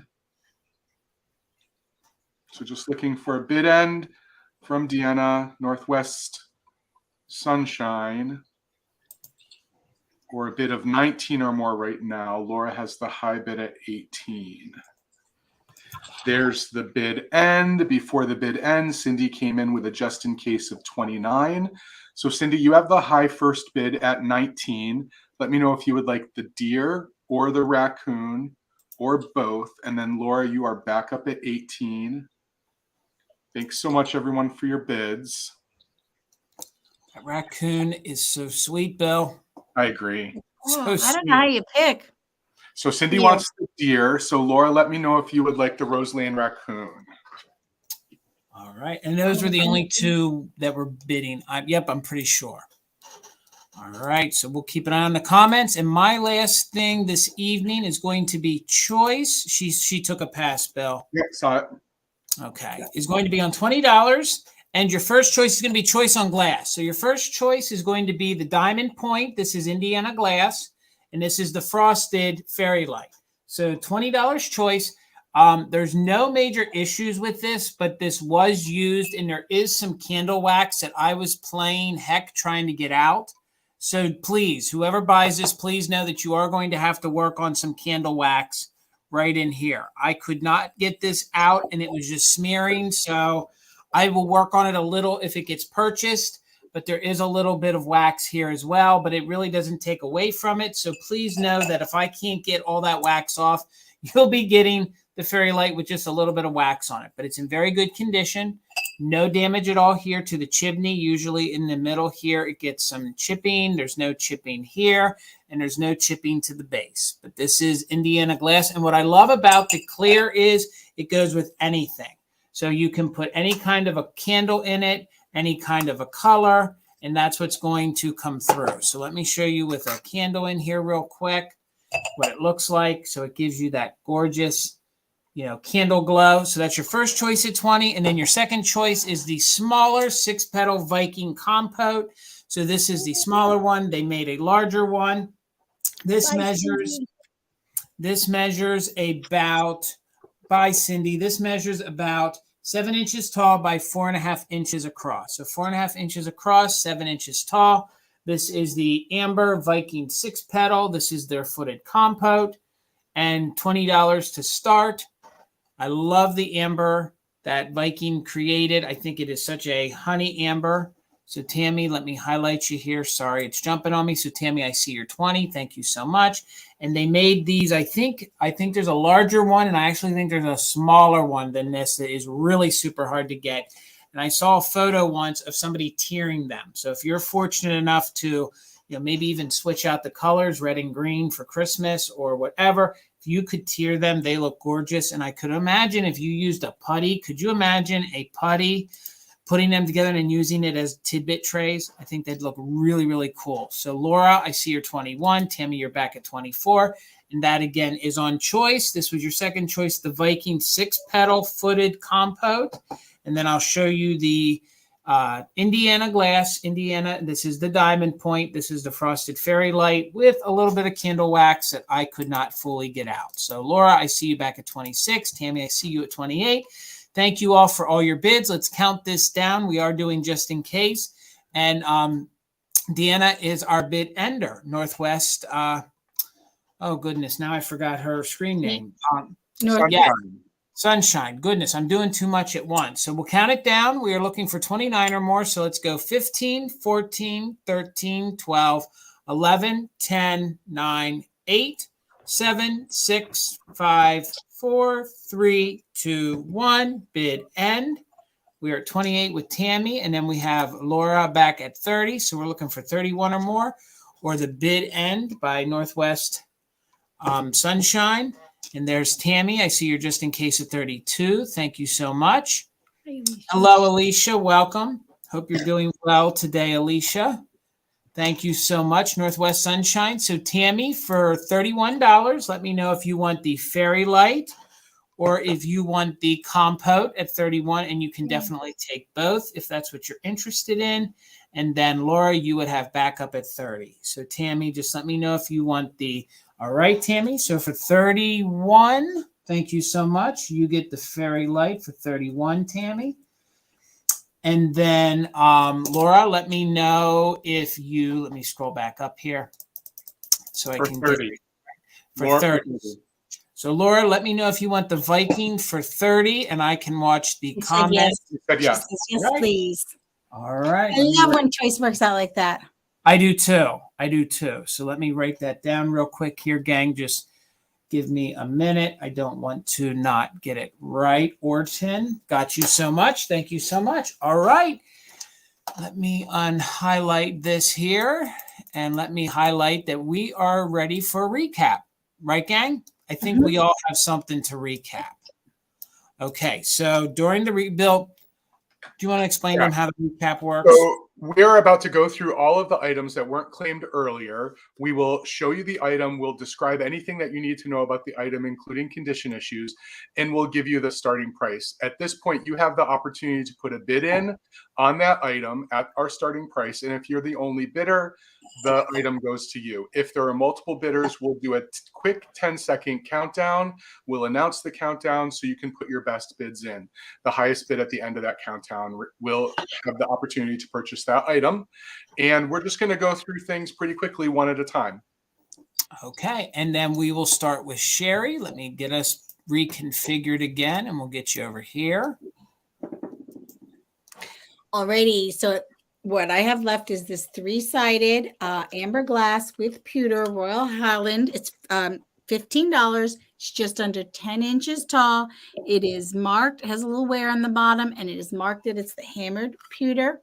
The only thing you could maybe even call a condition is there's wear on the cork. But I think it's just a beautiful combination of the metal and the glass. And I think if nobody claims it, I've committed to making another mincemeat pie this Christmas. Oh, Harry, thank you. There it is. Saved me. I was visualizing that mincemeat in it, and I was like, maybe I will. Thank you, Harry. That was your only item, right, Sherry? Yes. Okay. All right, Bill. Okay, so up first for $24, if anyone is interested, I have the Pixies on the piano. The condition issues you should know are the minor cold paint loss, which I showed earlier, and that little piece of pottery that's over the bigger Pixie's eyes. So if you're interested in this little Japan piece, $24, you can just put Pixie 24. I also have for $10 this gorgeous 8.5-inch swung vase / cased glass vase in the amber color. So $10, if anyone is interested, you can just write amber. Also for $10, I have this 6-fingered 9-inch green glass vase. The only condition issue here was there's a rough but very smooth condition here on the back. And then lastly, I have for $13 the unclaimed Rose Lane raccoon. So if anyone's interested, it's in great condition. Just write raccoon 13. That's all I got. All right. And I had one thing that I didn't show in the sale, so I was just going to offer these as a quick claim. So I had this left over from a sale previously.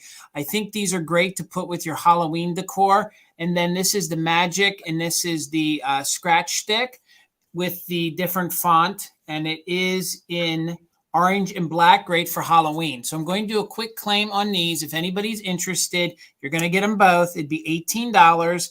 So if you put in number 10 in the comments, you could have both of these for $18 together. So just put in number 10, and I think these would be great in your Halloween decor, and you're going to get them both. You're going to get the celery seed, and you're going to get the scratch stick for $18.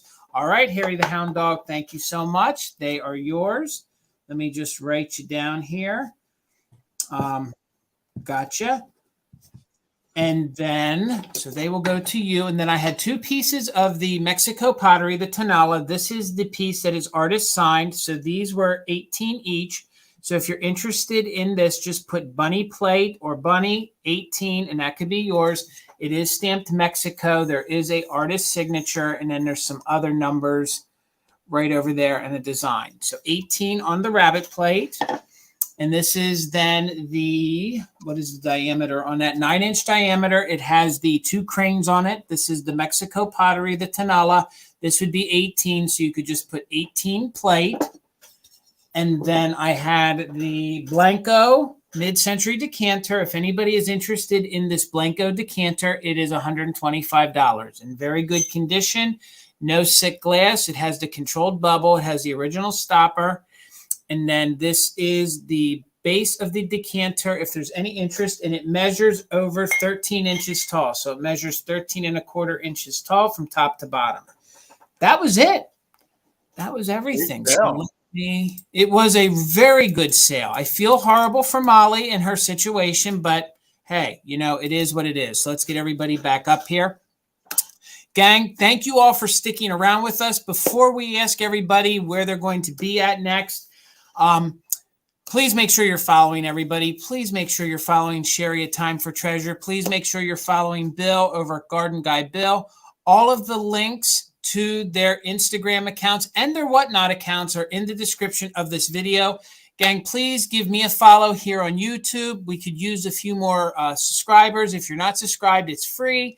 And also, please make sure you're following me over on Instagram at Mother Tuckers. Thank you, Linda. Thank you guys so much. Thank you, Laura. Thank you, Alicia. Thank you, Northwest Sunshine, for stepping in and helping us lessen the lag and tighten up the sale a little bit. We can't do this without you guys. I know you hear it in every sale, but I just sincerely want to tell you guys how much this community means to me, how much I enjoy doing these live sales. I enjoy curating. I love the sellers that I sell with, and I'm just very fortunate to be able to do this. And we couldn't do this without the viewers, even if you don't buy, even if you just come hang out with us. We appreciate all of you. So, Miss Sherry, when can we find you again? You can find me tomorrow. Thank you for sending me your information. I appreciate that. I will be invoicing tomorrow. I also tomorrow will be over on Whatnot, same name, Time for Treasure. I have a sale every Wednesday, noon Eastern. And it's every Wednesday. And it's so funny because I've noticed, because we do this treasure hunters every other Tuesday. And I always get YouTube people in my Whatnot sale the day after our sale here. But I'm there every Wednesday. But join me tomorrow. I'm doing some more fall kind of themes and tomorrow. And yeah, you can also either email me or message me on Instagram if you have any questions about Whatnot. It's kind of a different thing. My thing is a super fast paced, but it's sort of fun for something different.